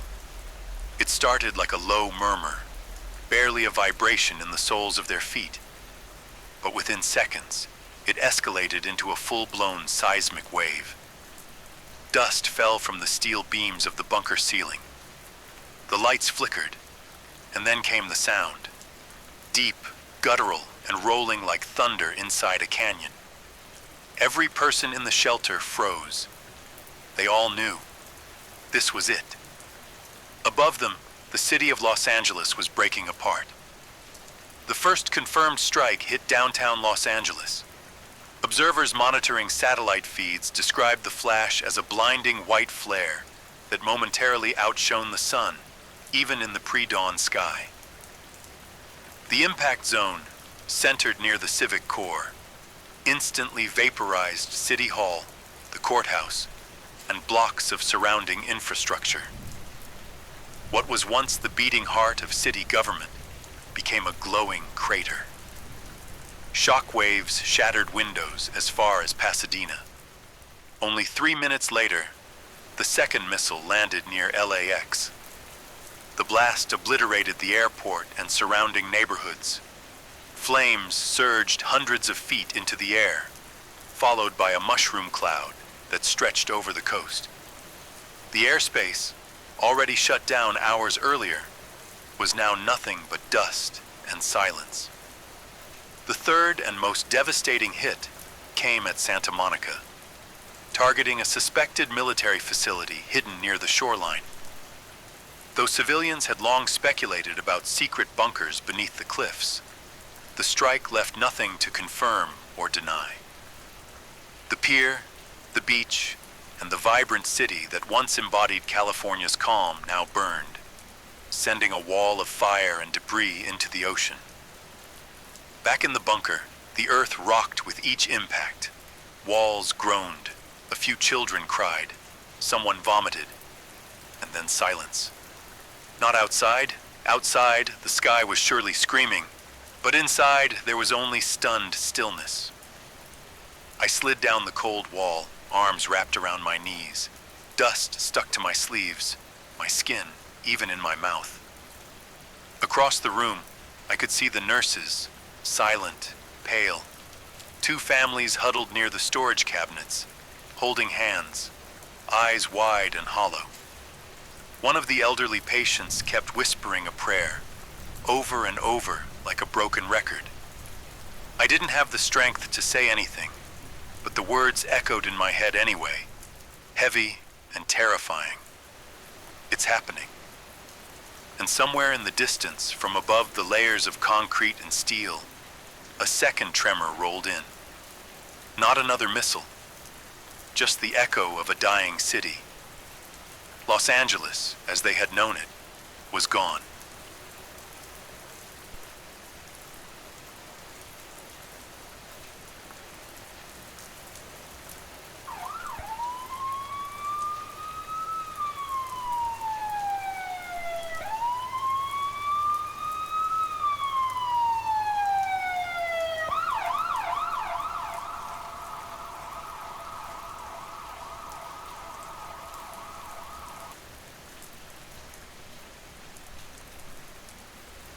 They said it was safe to go up. For now. No new sightings, no new descents. Just silence above ground. Too quiet to be comforting. The soldiers opened the hatch just after dawn. A metallic groan echoed down the stairwell, and a strange light poured in. Not quite sunlight, but something dull and tinted with gray. I climbed out behind one of the medics, blinking hard as the city slowly revealed itself, or what was left of it. Where the clinic had once stood, now there was only twisted steel and rubble. The building directly across the street had collapsed entirely, reduced to a pile of concrete slabs and rebar. A fire hydrant gushed uselessly onto broken asphalt, the water carving a red stream through dust and ash. I couldn't see far. The air was thick, fogged with smoke or some kind of residue that shimmered faintly in the light. We moved in a tight group, surrounded by soldiers with rifles raised. The street was lined with cars left mid-turn or crashed into poles, doors flung open, belongings scattered. A child's sneaker lay in the center of the road. I couldn't look at it for more than a second. Further down, the skeleton of a department store smoldered, glass shattered everywhere. A billboard hung sideways, barely attached to its frame. It used to advertise an energy drink. Now it was scorched black, half melted. "Downtown's gone," one soldier muttered through his radio. Echo team confirmed it. Whole blocks. Nothing left but holes. I asked him what kind of holes. He didn't answer. The others from the bunker emerged one by one. Some gasped, others fell to their knees. One of the nurses clutched a scarf over her mouth and sobbed quietly. I kept scanning the sky.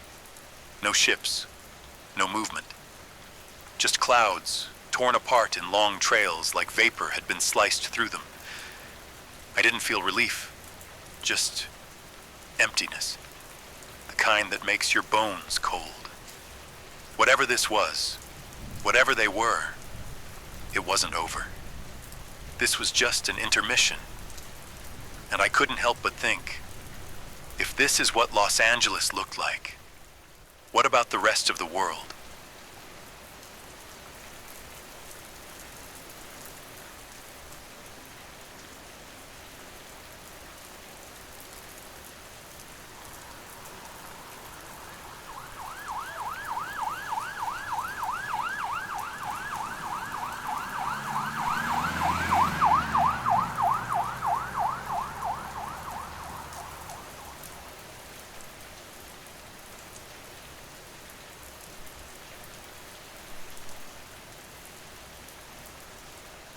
We were moving cautiously through the shattered remains of Griffith Park, the once green hills now scorched and silent.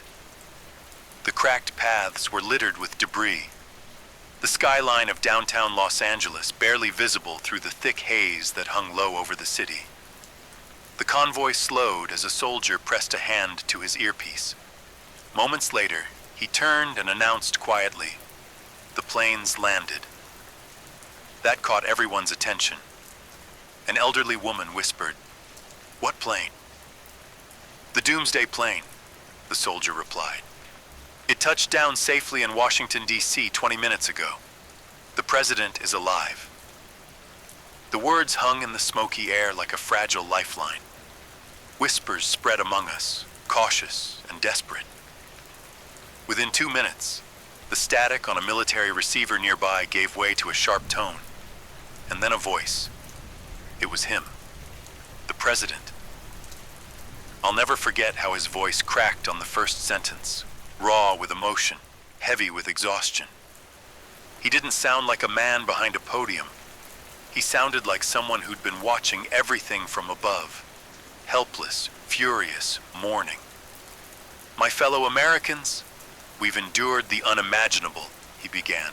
He didn't offer empty reassurances. No vague comforts, just truth. He spoke of the cities lost, the millions displaced, the brave souls who stood their ground, and the silence that had followed. And then he said it, clear as day, with the kind of weight only grief and fury can give a man. This atrocity will not be forgotten, and those who orchestrated it will not simply be found. They will be punished, severely. They will pay enormously, irrevocably, for what they've done to us. His words landed like thunder through the radio's battered speaker. For a long while, none of us spoke. We just stood there, wind brushing against our faces, the world quiet and broken. But in that moment, something shifted. Not hope, not yet, but maybe the beginning of it.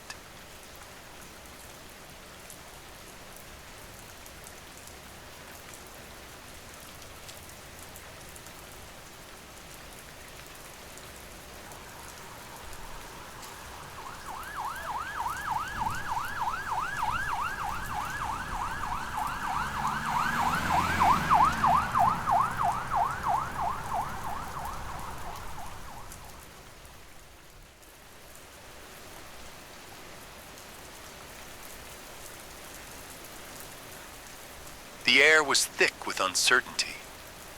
Even after the president's voice faded from the radio, the weight of what had happened and what was yet to come settled heavily on us all.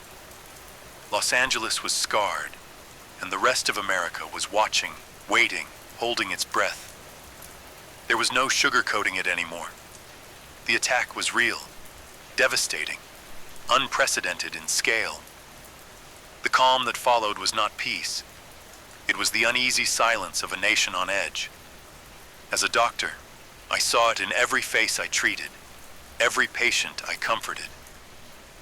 The fear, the disbelief, the quiet rage simmering just beneath the surface. Families torn apart, communities shattered, but also something else, something stronger, a resolve that burned bright despite the darkness. I listened to the stories shared in hushed tones inside the bunker, memories of loved ones lost, of neighborhoods erased, of futures stolen.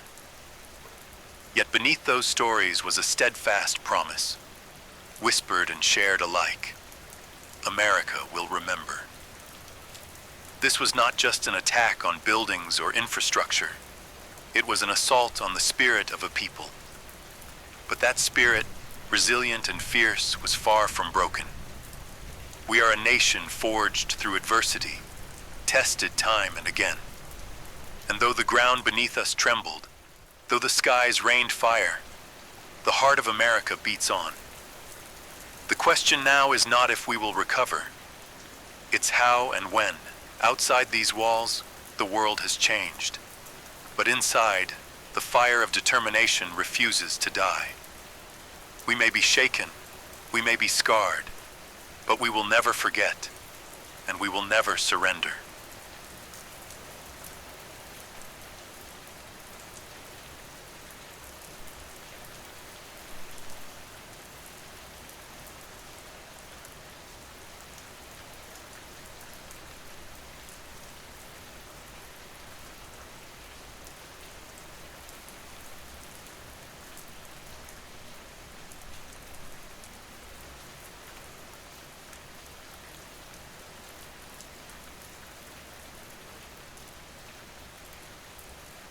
Silence has settled over the ruins, but it is not the silence of peace.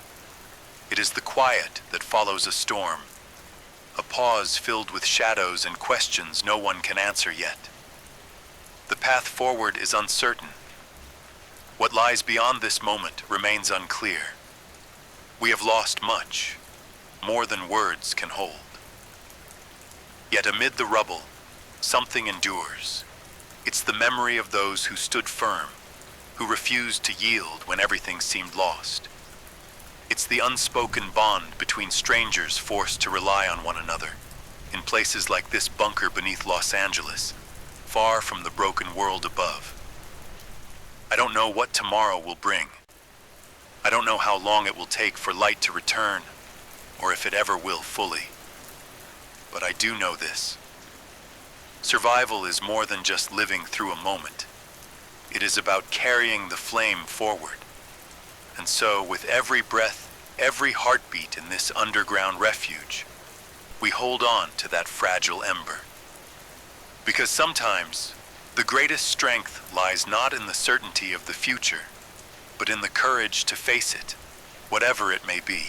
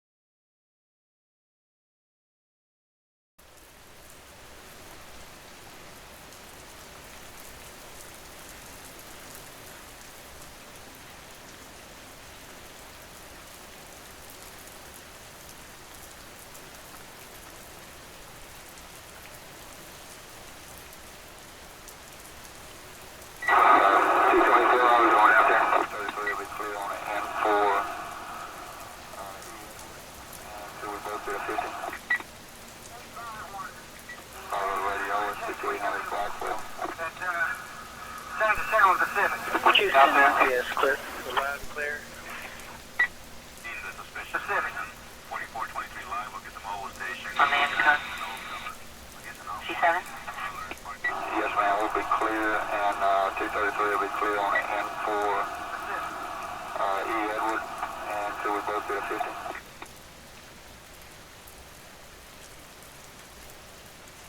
This is Aaron Reyes, broadcasting from what used to be the heart of San Francisco. If this signal reaches anyone beyond the Pacific, know that this city is still here for now, and so am I. As of 1752 Pacific, the emergency channels confirmed what most of us already feared. Multiple launches detected across the ocean.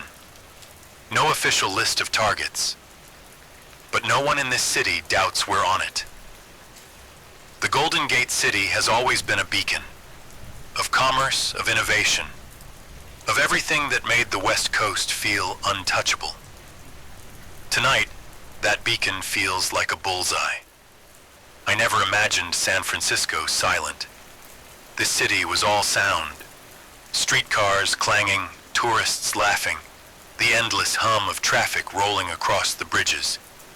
Now it's only wind. Wind and the groan of metal in the fog. The first sign wasn't a siren. There haven't been sirens here in weeks. It was the blackout across the financial district. One moment the skyline was alive, the next, black glass and ghosts. After that, people stopped pretending this was temporary. Those who could leave, left. Bridges jammed for hours, ferries crammed with families clinging to their pets and backpacks. Oakland became a funnel. After that first exodus, the city felt hollow. Chinatown closed. North Beach went dark. Fisherman's Wharf emptied like a tide pulling back for the last time. I stayed. I couldn't leave. Not because I'm brave. I'm not. I'm just a voice with a transmitter and nowhere else to go. The streets above me are quiet, but you can still feel the city holding its breath, waiting for something it can't stop. From down here, in this concrete bunker 2 blocks from the Embarcadero, the world feels like it's already underwater. Thick walls, old steel doors, the smell of rust and wet stone. I hear the generator more than I hear my own heartbeat. I'm going to stay on this frequency until it ends. However it ends. Because someone should speak for this city before it goes silent. Not the polished statement, not the filtered headline, but the voice of someone who walked these streets and loved this place enough to stay. If anyone is out there, remember this. San Francisco hasn't fallen yet, and tonight, it still speaks.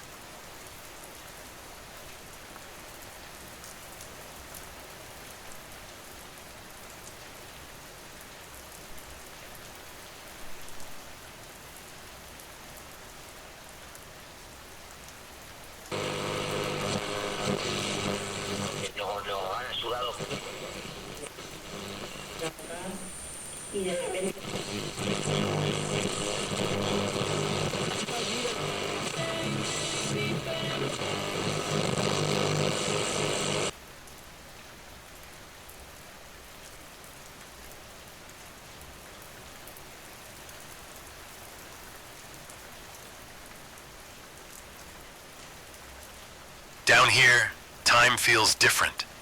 There are no windows, no sunrise, no skyline to remind me that a city still waits above the concrete.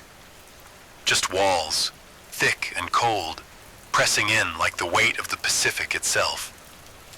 The generator hums in the corner, a fragile heartbeat in the dark. Every few hours, it coughs, and my own pulse stumbles with it. If it dies, this place becomes a tomb. The air smells like metal and damp concrete. It tastes old. Sometimes I imagine I can smell the ocean pushing through the cracks, the salt and the rot of a city waiting to drown in silence. Sound travels differently underground. Every drip of water sounds like a whisper. Every shuffle of my boots on the dusty floor feels like thunder. Once, I heard something scrape across the far wall. A rat, probably. But it froze me in place for a full minute, holding my breath like silence was armor. I set up my radio on an old steel shelf, next to the last of my canned food. There's no routine anymore, but I still pretend there is. Wake, check the transmitter. Listen to static. Take notes. Speak into the void. Eat, repeat. Down here, pretending is survival. I talk to the walls sometimes. I tell them about the city they're protecting. The bridge lights I used to watch from the pier. The smell of sourdough in the mornings on Market Street. The way the fog would curl around the Transamerica Pyramid like it was guarding it. I tell these walls because no one else is listening. At night, the bunker feels alive. Pipes groan like they're mourning something. The concrete shifts with the echo of distant vibrations. Ships in the bay, or maybe something worse. I never know. The city speaks in murmurs now, and I am the last one translating. And yet, in this silence, I find myself listening harder than I ever did above ground. Every hum, every drip, every flicker of the radio feels like a message, and I wait for the one sound I fear the most. The deep, distant roar that will mean my city, my Golden Gate City, has finally met the sky.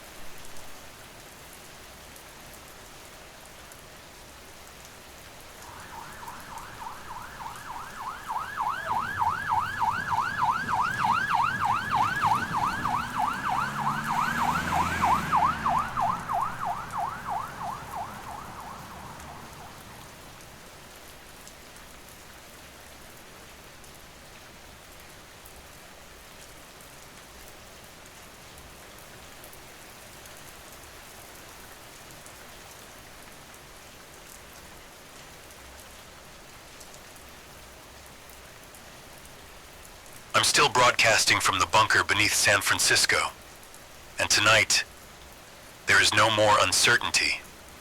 The attack is coming. At 2113 Pacific, the emergency command frequency switched from standby to continuous alert. No static, no hesitation. Just a voice, flat, mechanical, certain. Confirmed inbound. Impact expected. Prepare for containment. No city names, no countdown, no emotion. But everyone here knows what that means.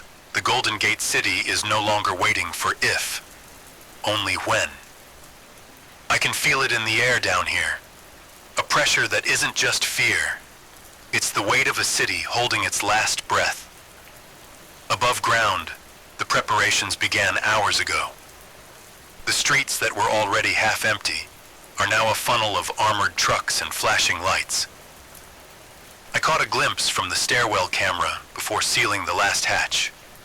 Military convoys rolling along the Embarcadero, their tires whispering through fog, headlights cutting through the darkness like knives. Every bridge is locked down. Golden Gate, Bay Bridge, Richmond, all sealed, guarded by silhouettes with rifles, scanning the water as if an answer might rise from it. The city has changed in ways I barely recognize. It is not a home anymore. It is a fortress. The ferry building, once full of tourists and farmers' market stalls, is now a checkpoint.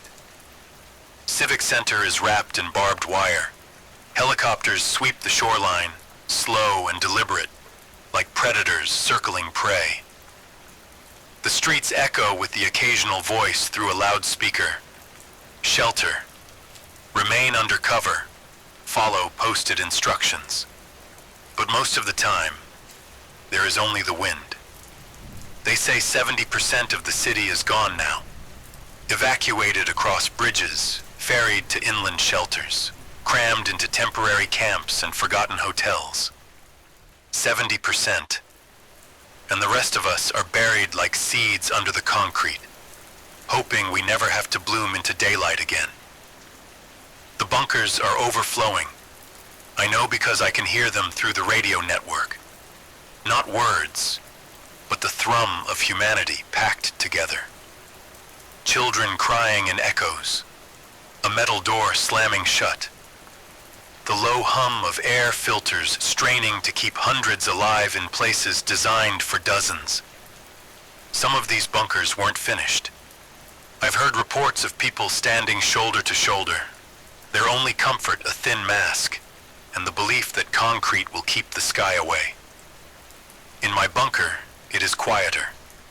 I am alone, but I imagine the weight of all those other lives pressing against mine through the airwaves. Every person down there carries a story, someone they couldn't reach, a home they had to abandon, a final message left on a voicemail that will never be heard. And yet, the city is not dead. Even in these last hours, it moves with a mechanical kind of determination. The water cannons on the bridges have been primed, not for fire, but for debris. Sirens test in short bursts, warning only those who are still listening. Drones glide silently over the skyline, tracking what no human eyes can follow. Somewhere deep in the Presidio, command posts hum with quiet voices, moving imaginary pieces on a board that no longer has winners. I've heard they're calling this Operation Containment, a polite name for surviving the unthinkable.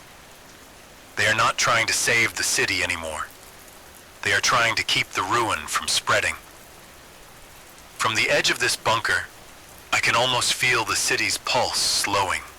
Every creak in the walls sounds like the sigh of an old ship. Every gust through the ventilation shaft is a ghost brushing against my neck. Somewhere above me, the fog curls along the Golden Gate like a final shroud, and the towers of the bridge wait, silent witnesses to whatever comes next. I keep telling myself I'll stop broadcasting when the first shockwave hits, but I know that's a lie. If the world goes dark tonight, I want someone, somewhere, to hear a human voice as it happens. The attack is coming. The city is sealed. The bunkers are full. And this is my record, my testimony, before the sky finally opens. This is Aaron Reyes, broadcasting from the Golden Gate City, counting down the final hours of a place that refused to go quiet.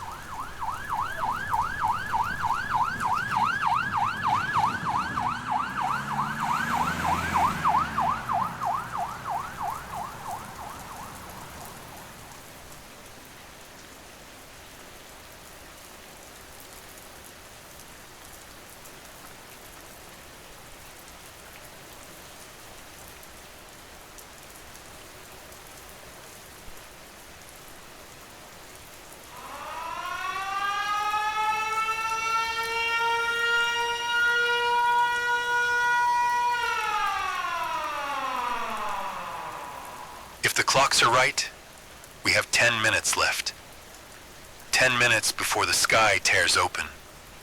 10 minutes before this city, my city, becomes another whisper in the dark. It's strange. In these final moments, I'm not thinking about the headlines or the warnings or the maps smeared in red. I'm thinking about life before all of this. I remember mornings on Market Street, the smell of fresh bread from the corner bakery mixing with the salt of the bay breeze. I remember the cable cars climbing their stubborn hills, tourists hanging from the rails with wide eyes and wider smiles. I remember the way the fog would slide across the Golden Gate like a slow tide, hiding the world in soft gray before letting the sun break through. Back then, the loudest sound I worried about was a seagull stealing someone's lunch on the pier. I remember laughter, the easy kind, the kind that fills a street without asking permission. I remember music in the parks, the clatter of skateboard wheels, the ringing of bicycle bells. All those small sounds that told you a city was alive, that people were here, moving, breathing, believing in tomorrow. Now it's just the hum of my generator and the static of a world unraveling. And yet, there's something in that static. A rhythm, maybe. A reminder that someone, somewhere, could still be listening. If you are, if this voice reaches you even after I'm gone, I want you to know something. San Francisco wasn't just glass and steel. It was hope. It was the dream of building a life at the edge of the ocean, where the land runs out but the possibilities felt endless. And even in these last minutes, that dream is still here. I can feel it in my chest, faint but real, like a lighthouse blinking through the fog. If the city falls tonight, remember this. We were here. We loved. We laughed. We tried to hold on. And somewhere in this darkness, a spark is still waiting to catch the wind. 10 minutes. Maybe enough to remember. Maybe enough to hope. Clear, and 233 will be clear on hand for E. Edward, and 2 will both be at 50.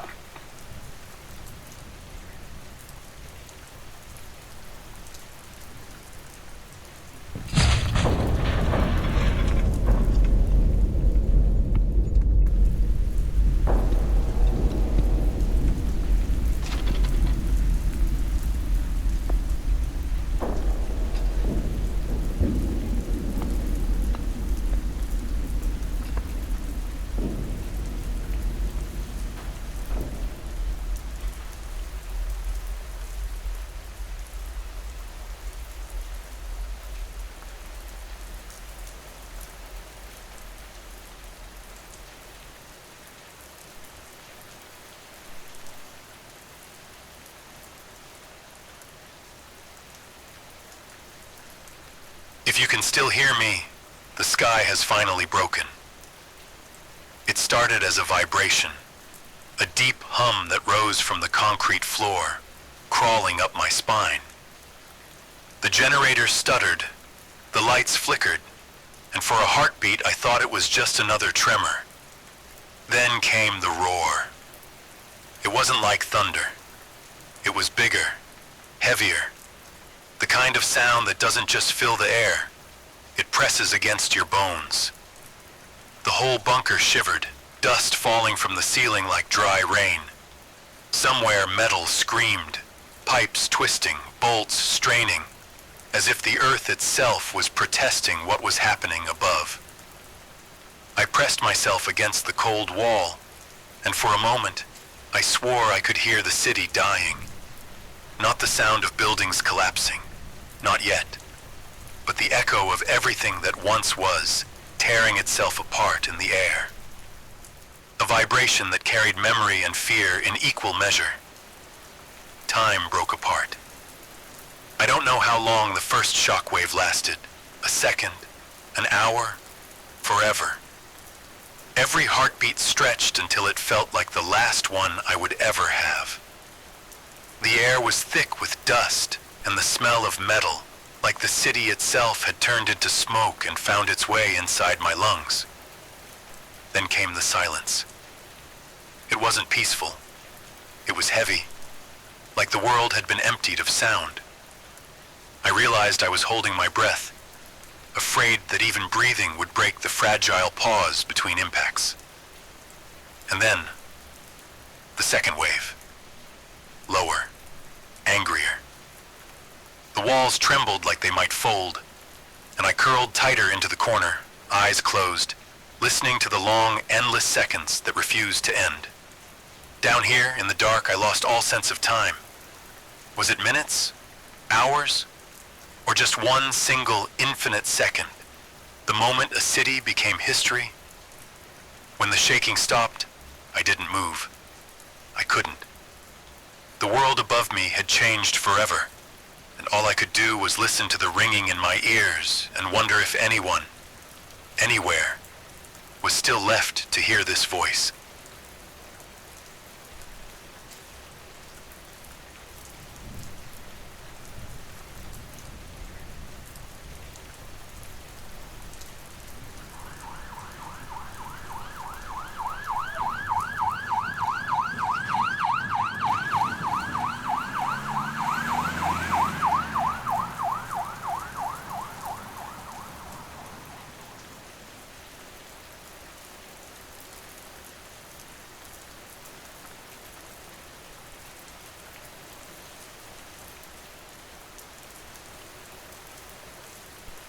I waited hours before opening the hatch.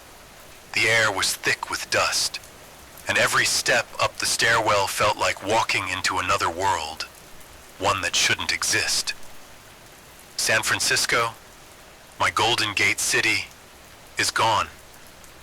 The skyline I knew by heart is broken. The towers of downtown are jagged teeth against a dead sky, their windows blown out, their steel frames bent like soft clay. The Golden Gate Bridge still stands, but it is silent. No cars, no voices, just a ghost of orange in the gray, draped in the smoke of its own city. The bay itself is black with debris, carrying pieces of the life we once had out toward the horizon.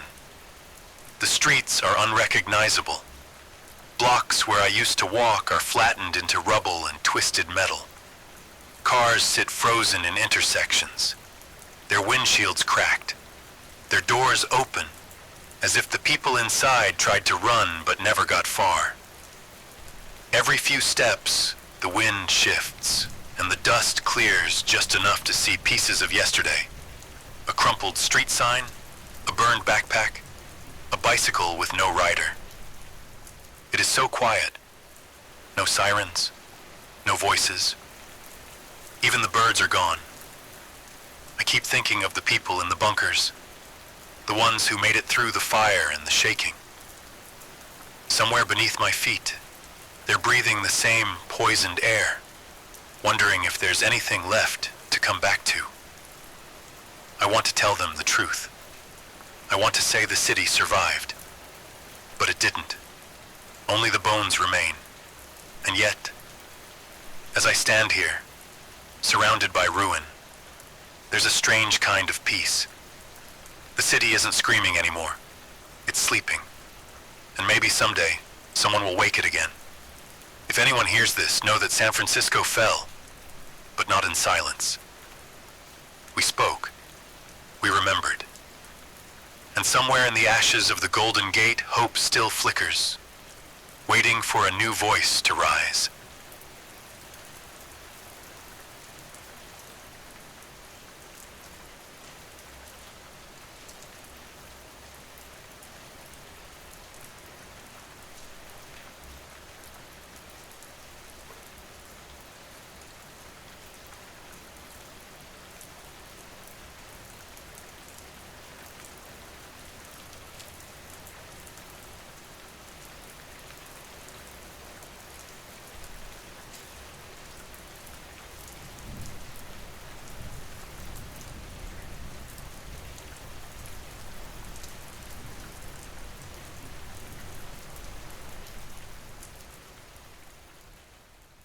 For the first time since the sky fell, I'm not the only voice in the dark.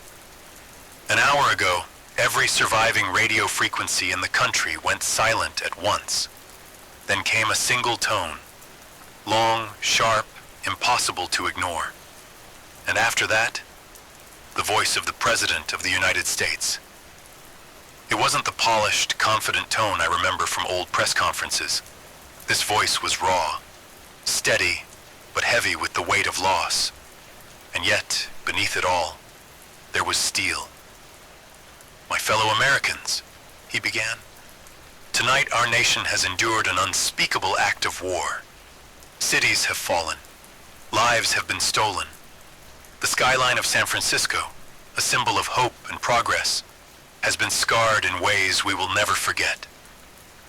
There was a pause, just long enough for the words to sink in. Even down here, buried under concrete, I could feel the gravity of that silence. "Let me be clear," he continued, the words cutting through the static. "The nation responsible for this attack, for this atrocity, will be held accountable. They sought to break us. They sought to erase us. But they will only succeed in uniting us. And as long as the United States stands, no act of aggression will go unanswered." His voice grew harder, colder, the way steel rings when struck. "To those who carried out this strike, know this: we will find you. And when we do, your nation will cease to exist. There will be no refuge, no shadow deep enough to hide in. The world will remember tonight not as our end, but as yours." Even through the crackle of the transmission, I could hear the distant echoes of history in his voice, the kind of moment that would define an entire century. "To the people of this country," he finished, softer now but unyielding, "do not lose faith. Do not surrender to fear. We will rise from these ashes, and those who tried to bury us will learn the price of their mistake." Then, silence. No music. No anthem. Just the hum of the radio returning to static. Down here in the bunker, I felt a chill crawl over my skin. Because for the first time, I realized that this night, the night my city died, was only the beginning.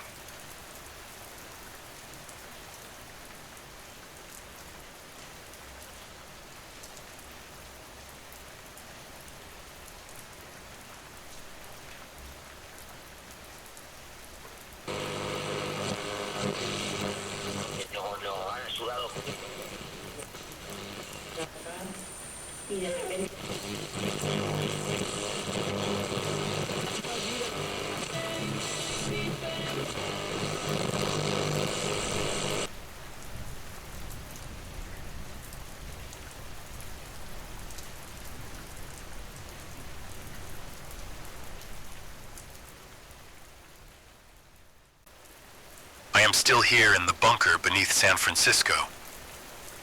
And after the president's message, something shifted. I've been listening to the channels, to the voices trembling in basements, in shelters, in crowded bunkers. For the first time in weeks, there's a new sound beneath the static. Hope. People are talking, not just about fear, but about strength, about fighting, about surviving, about a nation that refuses to break. From every corner of this fractured country, I hear it. Whispers turning into shouts. A community rebuilt on courage. Neighbors sharing what little they have. Strangers standing shoulder to shoulder. Families holding fast to memories and promises. The president's words aren't just a broadcast. They're a lifeline. A call to arms, not just of weapons, but of will. And the people answer.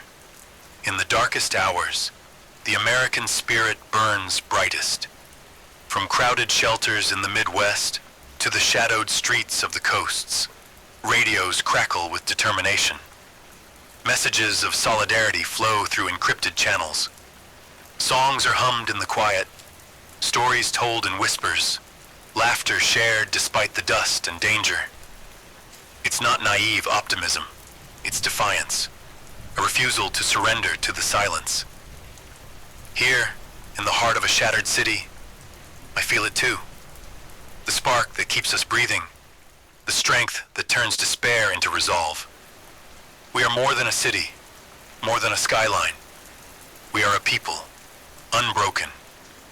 And as long as even one voice remains, hope will never be lost.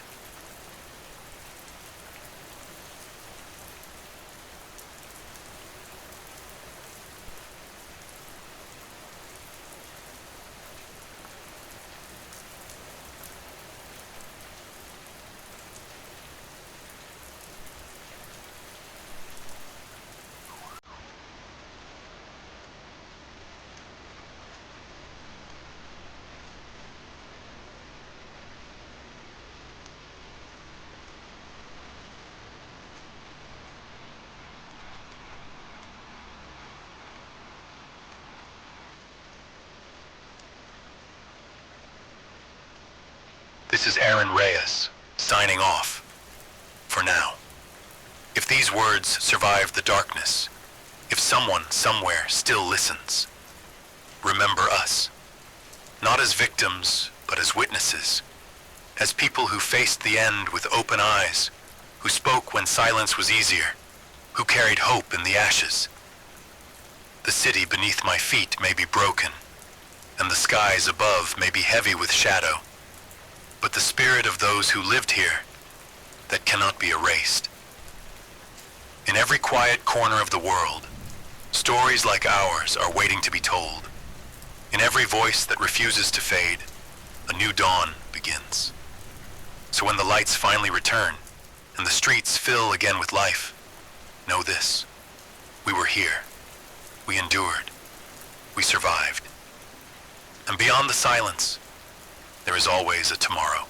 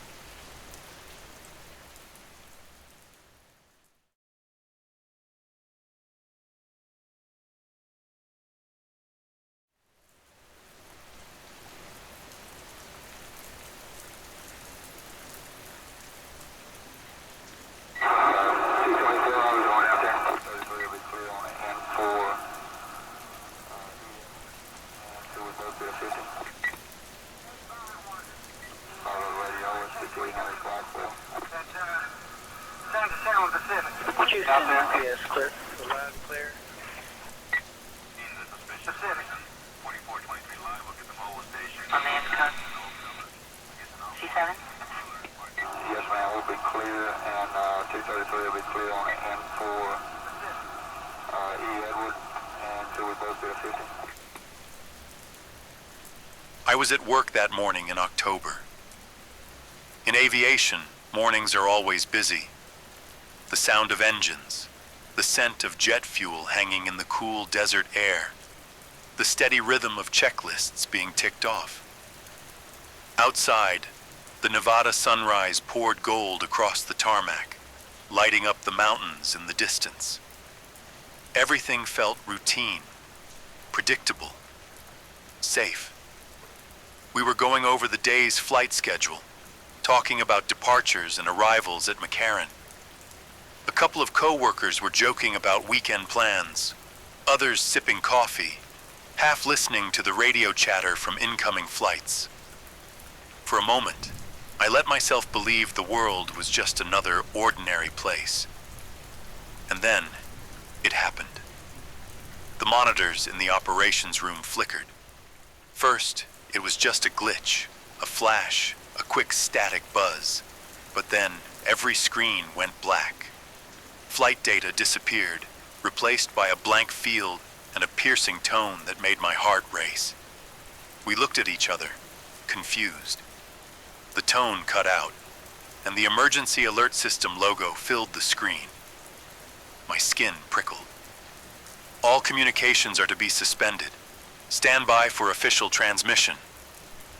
The voice that followed was steady, almost too steady. This is an emergency message from the United States Strategic Command. Intelligence confirms the outbreak of hostilities between global powers.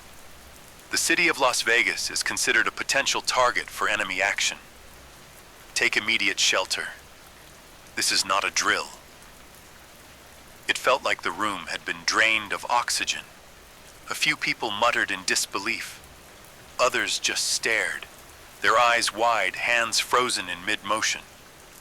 My own thoughts were a tangle: disbelief, fear, an urge to run, and the sick weight of knowing there was nowhere truly safe to run to. I glanced toward the large windows. The strip's skyline shimmered in the distance, still bright even in daylight. But the sight didn't comfort me. Not when I realized those towers, those lights, were exactly why we were on that list. Phones started buzzing wildly. Alerts, calls from family, messages that loaded half a sentence before service cut out. Then nothing. No signal. No internet. Our radios auto-switched to the emergency frequency, repeating the same chilling words on a loop. Some people rushed toward the exits, hoping to get home. Others stayed, frozen in place. My mind kept going to my family. Where were they? Were they hearing the same message right now? I stepped outside for just a moment, needing air. The sky was impossibly blue, but there was a heaviness in it, as if even the desert sun couldn't burn through the dread. Sirens wailed in the distance, not the short bursts for accidents or fires, but the long rising cry of civil defense alarms, the kind you hear in old war footage. I realized then that Las Vegas, the city that never sleeps, the city of noise and light, had fallen eerily silent. And in that silence, one truth hit harder than anything else. World War III had just begun, and we were already in its shadow.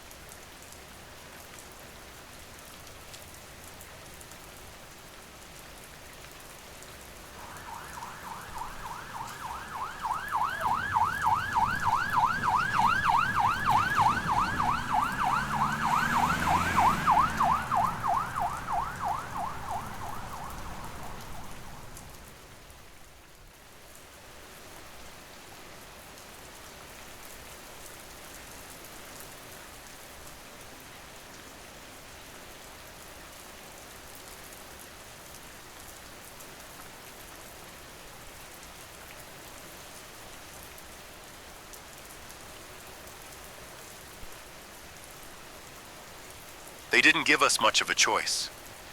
Security personnel moved through the terminal like a silent tide, guiding people towards stairwells and service elevators that most of us had never noticed before. Their expressions were sharp, focused, no room for argument, no time for hesitation. One of them, a tall man with a radio strapped to his vest, caught my arm as I lingered near the gate. "You need to come with us now. The shelter's below the airport." I wanted to protest. I wanted to tell him I couldn't leave yet, that I had to find my family, but before I could speak, he must have read it on my face. "They'll be taken care of," he said firmly, as if rehearsed. "Evacuation teams are working the strip and the suburbs. If they can't move them out, they'll be sheltered in another secure location underground." I wanted to believe him. I really did. But belief is a fragile thing when you have no way to confirm it. As they led us down into the guts of McCarran, the familiar hum of the terminal faded, replaced by the hollow echo of our footsteps on concrete. The air grew cooler, heavier. The smell of jet fuel gave way to dust and metal, the scent of spaces that weren't meant for the public eye. We passed through a set of blast doors that groaned as they closed behind us. The sound reverberated through my chest, a metallic finality that felt too much like being buried alive. Inside, the bunker stretched farther than I expected, Low ceilings, rows of cots, stacks of crates stamped with military markings. Fluorescent lights buzzed overhead, casting everything in a cold, sterile glow. I sat on one of the cots, my hands clasped so tightly they hurt. I tried to picture my family, my wife, my kids, maybe already underground somewhere, maybe still above ground, caught in the chaos. I thought about their faces, their voices. I thought about the possibility that I might never see them again. Around me, others were settling in with the same haunted look. Some stared at the floor, others whispered prayers. The air was thick with the weight of unspoken fears. The man who had brought me down passed by again, checking on people. I caught his sleeve. "You'll let me know if you hear anything about my family?" His eyes met mine, steady but not unkind. "If there's news, you'll get it. For now, you're safe here. That's all we can promise." Safe. The word felt hollow. I wasn't sure what safe meant anymore. Somewhere above us, the world was unraveling. Down here, all I could do was wait, and hope that promise wasn't just another casualty of the war.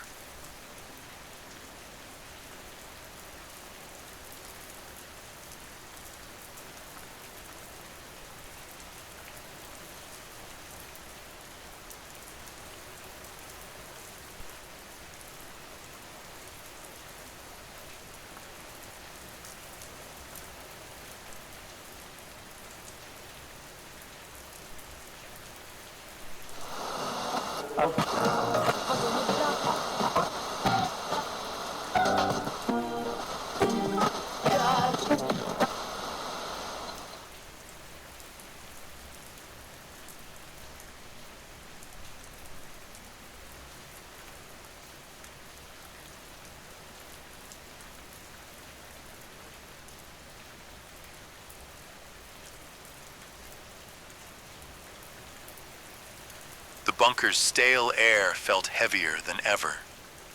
Every breath was thick with dread as the emergency radio crackled to life. The static hissed for a moment before a voice, tense, urgent, cut through the silence. "This is the Southern Command Operations Center. Confirmed inbound ballistic missile trajectories detected targeting Las Vegas. Estimated time to impact, approximately 60 minutes. All personnel are advised to prepare for immediate fallout protocols." A collective hush fell over the room. The words echoed in my mind like thunder. Ballistic missiles. Dozens of them, barreling toward the city I'd just left behind. The voice continued, listing the missile count.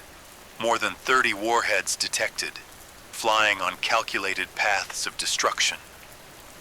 The screens lining the bunker's walls flickered to life, showing blinking dots converging ominously on our location.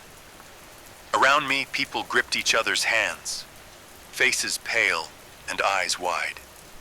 I could feel the cold sweat beating at my temples, my heart hammering painfully against my ribs. Time slowed, stretched thin with every tick of the clock. Outside, I imagined the once vibrant strip, now shadowed by an invisible storm of fire and metal. There was no time left for hope, only preparation. Shelter protocols were ordered, double sealing doors, rationing water, turning off non-essential systems to preserve power. The commanding officer's voice grew steady, professional, but beneath the calm was an unmistakable edge of desperation. This is not a test. This is the reality we face. Stay calm. Follow instructions. Survive. I sank to the floor, trying to steady my breathing, trying to steel myself for what was coming. Every second brought us closer to the unknown, to a moment that could erase everything. And in the silence between the radio broadcasts, I thought once more of my family.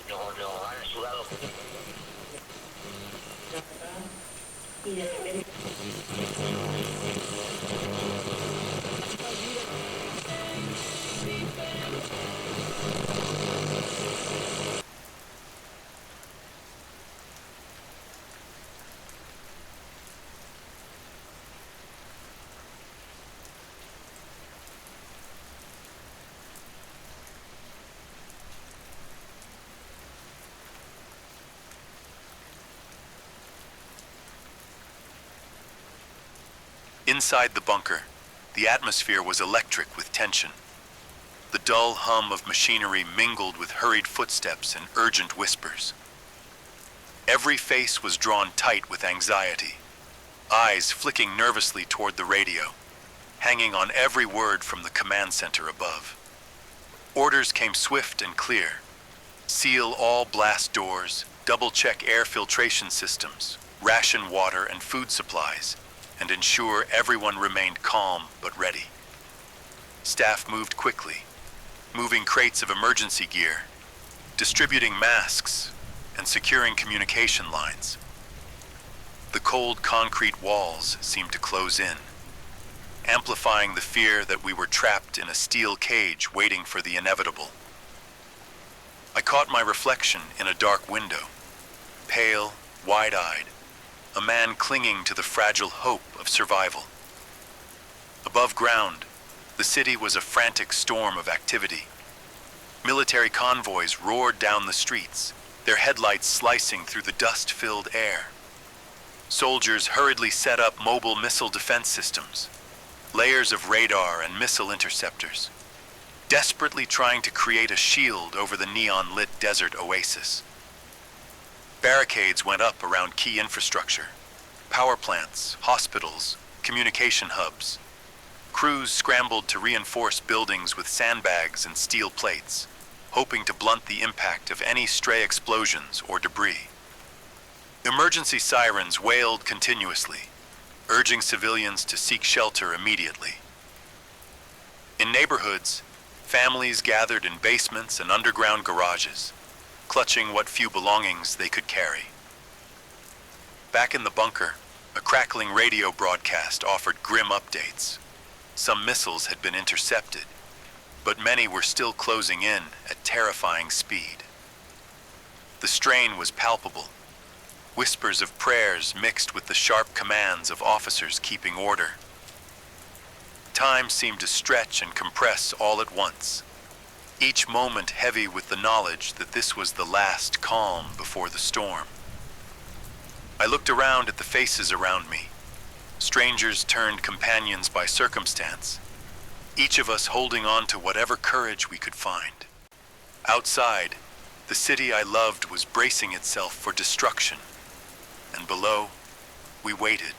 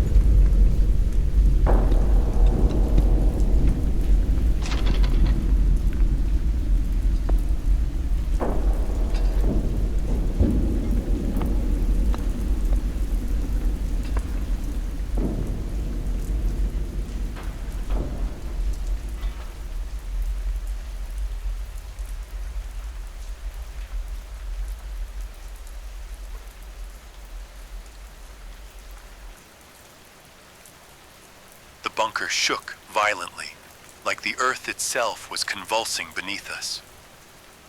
A deep, thunderous roar filled the air, a sound so overwhelming it seemed to penetrate every bone and muscle. Dust and small debris rained down from the ceiling as the massive blast doors vibrated under the force of shock waves pounding the ground above.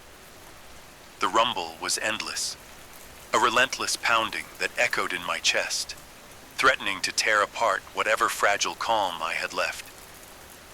I instinctively grabbed the edge of a cold metal table, knuckles white, trying to ground myself amid the chaos. My heart was pounding so hard I thought it might burst. Around me, faces were tense, some silent, gripping whatever they could hold. Others whispered prayers or murmured frantic pleas. The air was thick with fear and disbelief. Outside, the world was exploding in a fury of fire and destruction.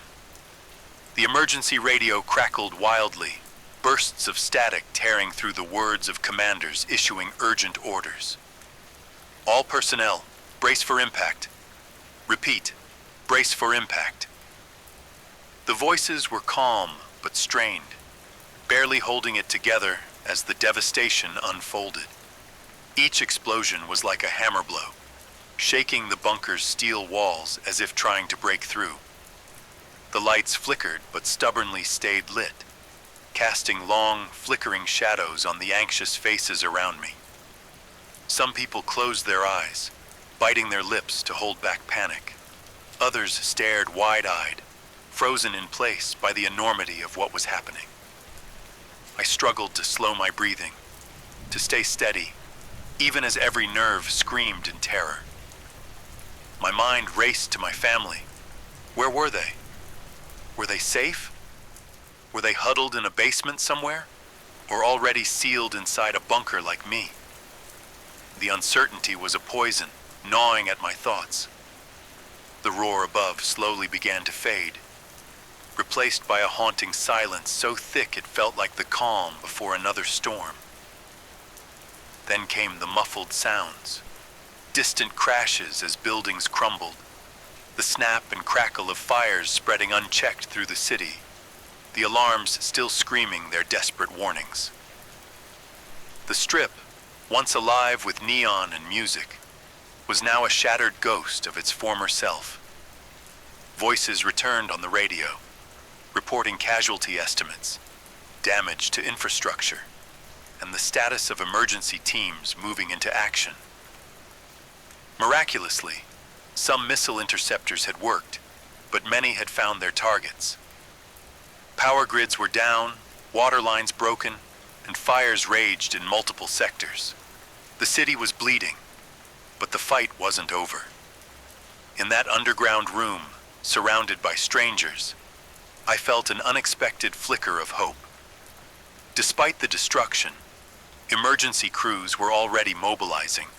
Communication channels struggled to stay alive. And somewhere in the darkness, humanity was refusing to give in. The war had come home. It was raw, brutal, and terrifyingly real. But beneath that concrete bunker, with only the hum of machinery and crackling radios for company, we were alive. And for now, that was everything.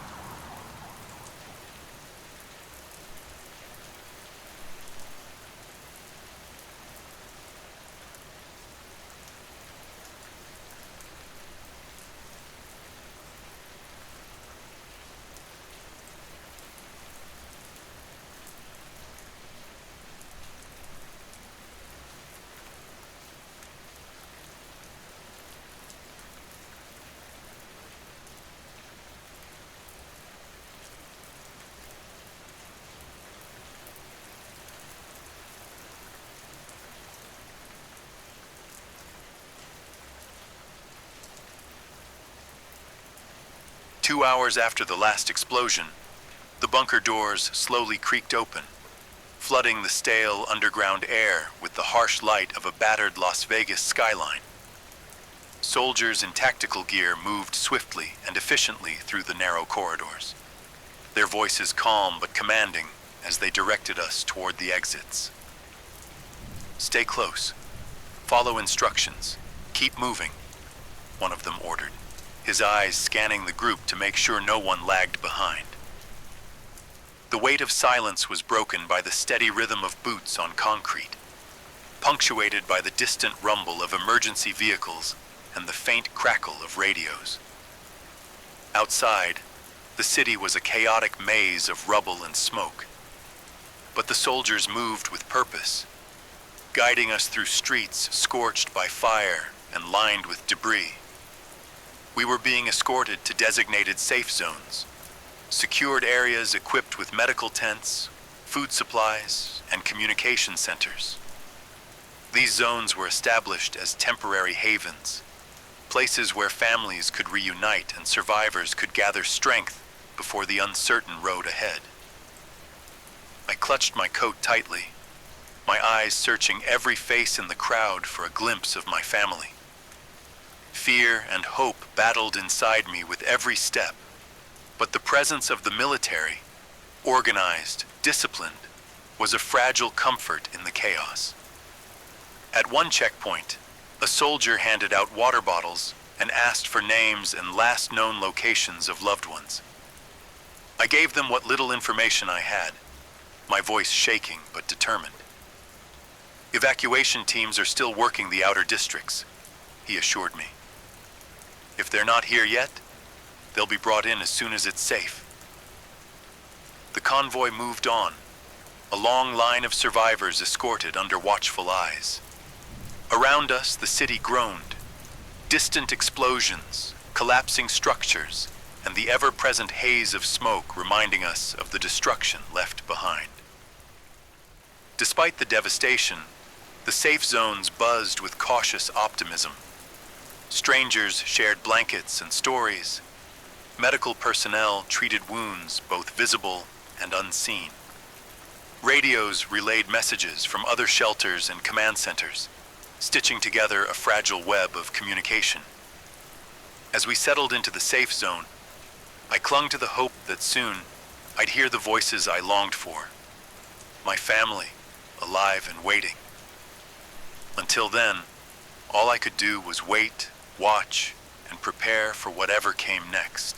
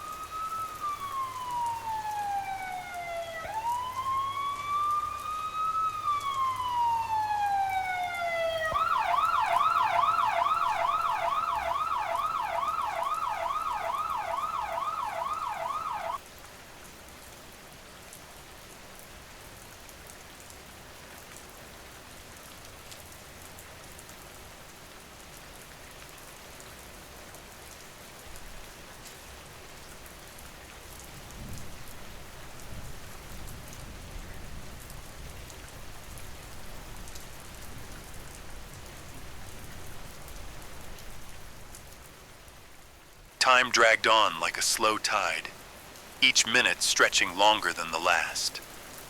The safe zone buzzed with restless energy, whispered conversations, shifting footsteps, the low murmur of radios catching stray transmissions. But my mind was a storm of anxiety. I paced near the entrance of the tent, heart pounding with a mix of hope and dread. Every figure that stepped into the dusty clearing made me hold my breath, only to feel the weight of disappointment when they passed by without recognition. My hands trembled as I clutched the worn photo of my wife and our 2 children, their faces frozen in happier times. The smoke-stained air carried a faint scent of burnt wood and dust, mixing with the sweat of survivors and the sterile tang of medical supplies. I wasn't sure how long I had been waiting. Time lost all meaning here, when suddenly, movement caught my eye. At the edge of the camp, a group approached, flanked by a pair of uniformed soldiers. My heart leapt. Through the haze of dust and smoke, I saw her, my wife, her hair tousled and face smudged with grime, but unmistakably her. Behind her, our 2 children followed closely, eyes wide but alive. They looked tired, a little shaken, coated with the city's dust, but safe. I couldn't stop myself. I dropped the photo and ran. Their eyes met mine, and for a moment, the chaos around us vanished. The world was reduced to that single heartbeat, the reunion I had prayed for. Tears welled up as I embraced them, feeling the weight of relief and overwhelming love. The children clung to me, and I could hear the soft sobs of my wife as we held each other tightly. Around us, the camp seemed to fade away. The fires, the distant sounds of destruction, the uncertainty of what lay ahead. In that instant, nothing else mattered but the fact that we were together. For the first time since the bombs fell, I allowed myself to believe that maybe, just maybe, there was still hope.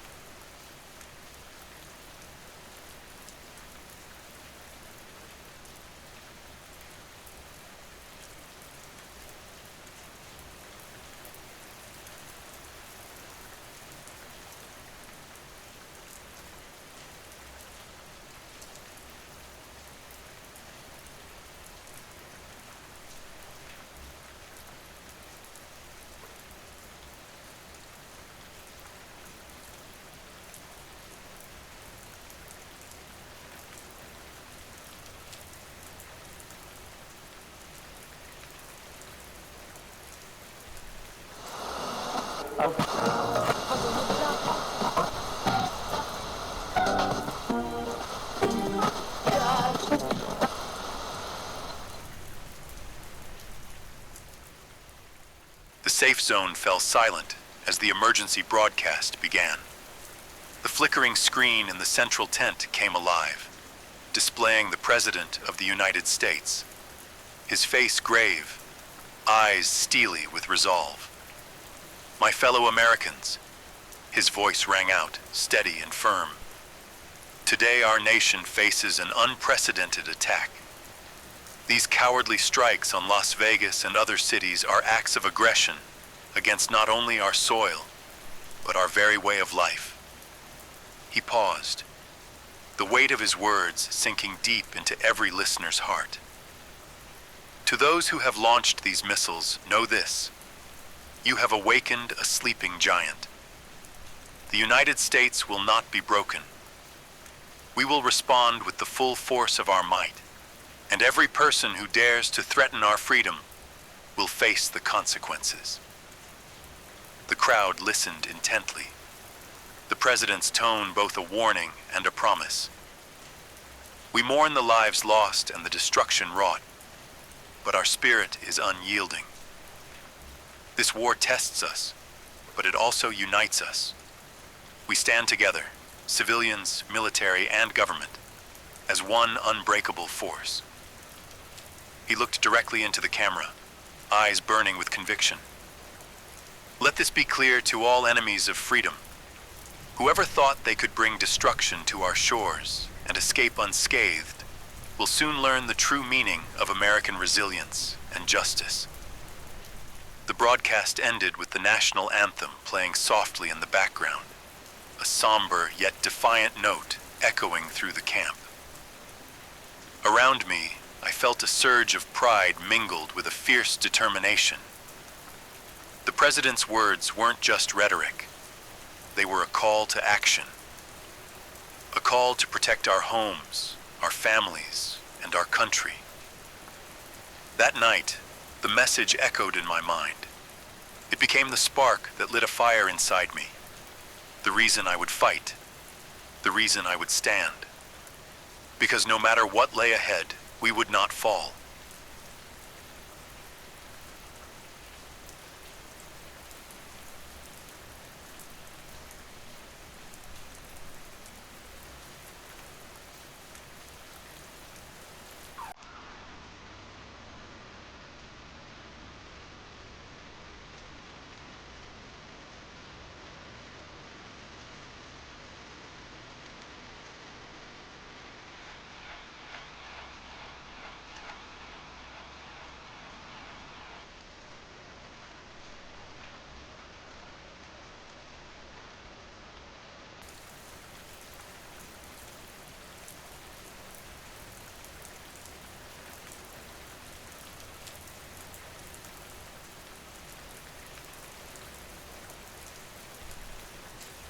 dawn broke cold and quiet over the battered city. After a restless night filled with swirling thoughts and restless dreams, I made my decision. I couldn't stand idly by while the world around me burned. The destruction, the fear, the endless uncertainty, it all fueled a fire within me. My skills, years spent as a mechanic working with helicopters and military aircraft, weren't just knowledge to be buried beneath rubble. They were a weapon, a way to fight back and protect what remained of my world. By morning, I found myself standing again in the recruitment tent, the scent of diesel and sweat hanging in the air. The faces around me were grim but determined, strangers brought together by a shared purpose. When it was my turn, I spoke clearly, explaining my background, the years I had spent maintaining drones, helicopters, and fighter jets. The recruiter listened intently, nodding with appreciation. "We need people like you," he said. "Every aircraft that stays operational is a lifeline. Your skills will make a difference." Signing the papers felt like a crossing of a threshold. No turning back now. Fear mingled with a growing resolve, a commitment to stand and fight, not just for myself, but for my family, my city, and my country. As I left the tent, the weight of the uniform waiting for me felt both heavy and empowering. I was no longer just a survivor of the attack. I was becoming part of the response, part of the defense. That morning, the first steps of a new chapter began, one where every wrench turned and every engine started could be a step closer to survival.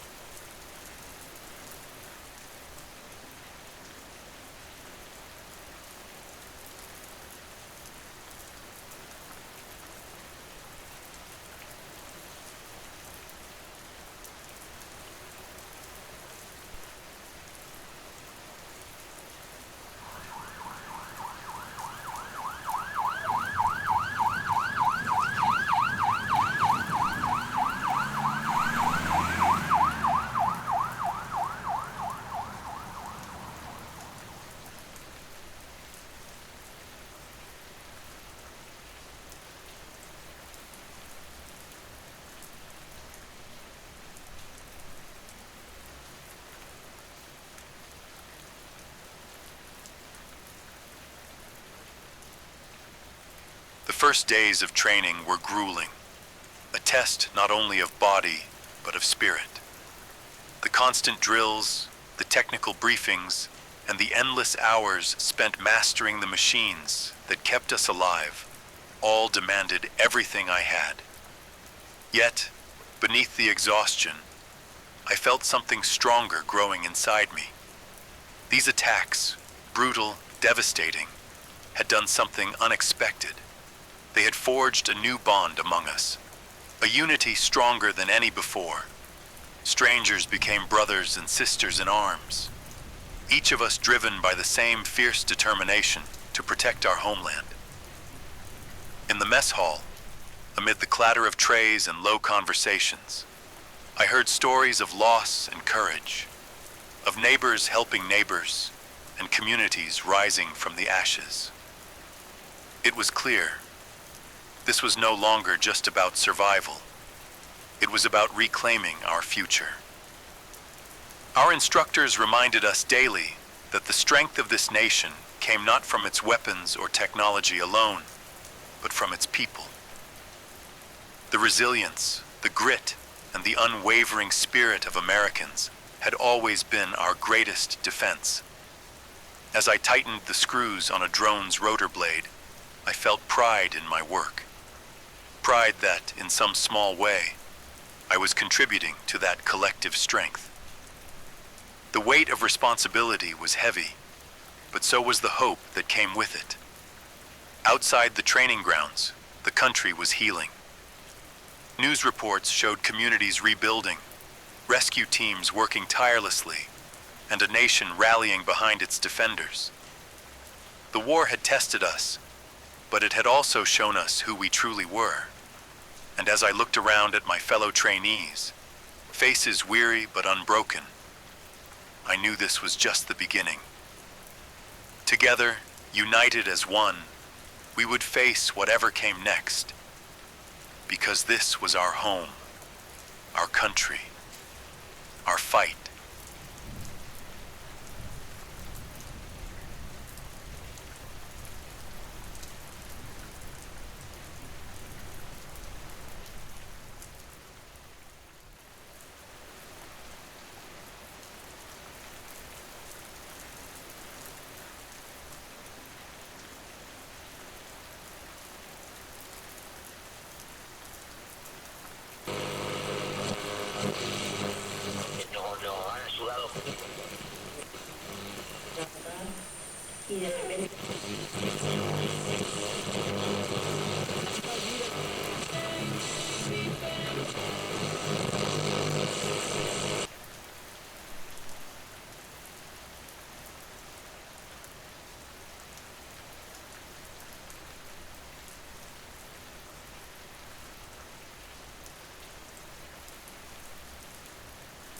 The air was thick with anticipation, heavy as the night pressed down on the battered landscape.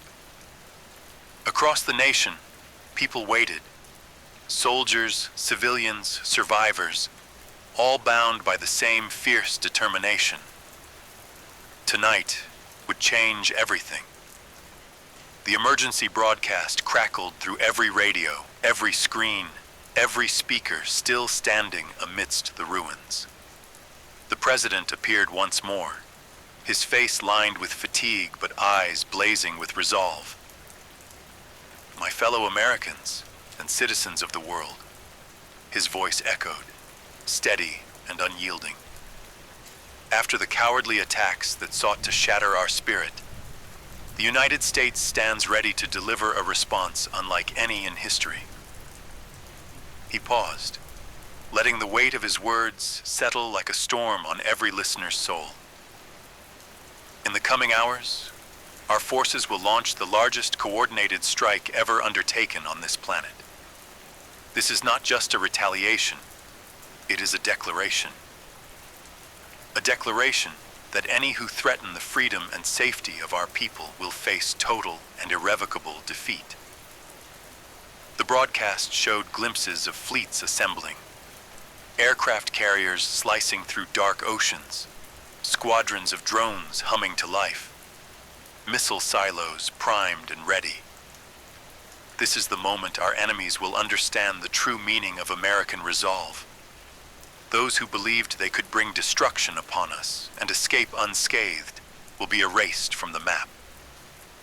He looked directly into the camera, voice ringing with unshakable conviction. To every American, hold fast.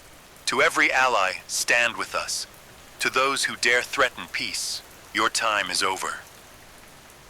The broadcast ended, leaving a charged silence across the land. Around me, I felt the same storm of emotions: fear, pride, hope, and a burning determination to stand firm in the face of darkness. As the clock ticked toward the strike, I knew this was more than a battle.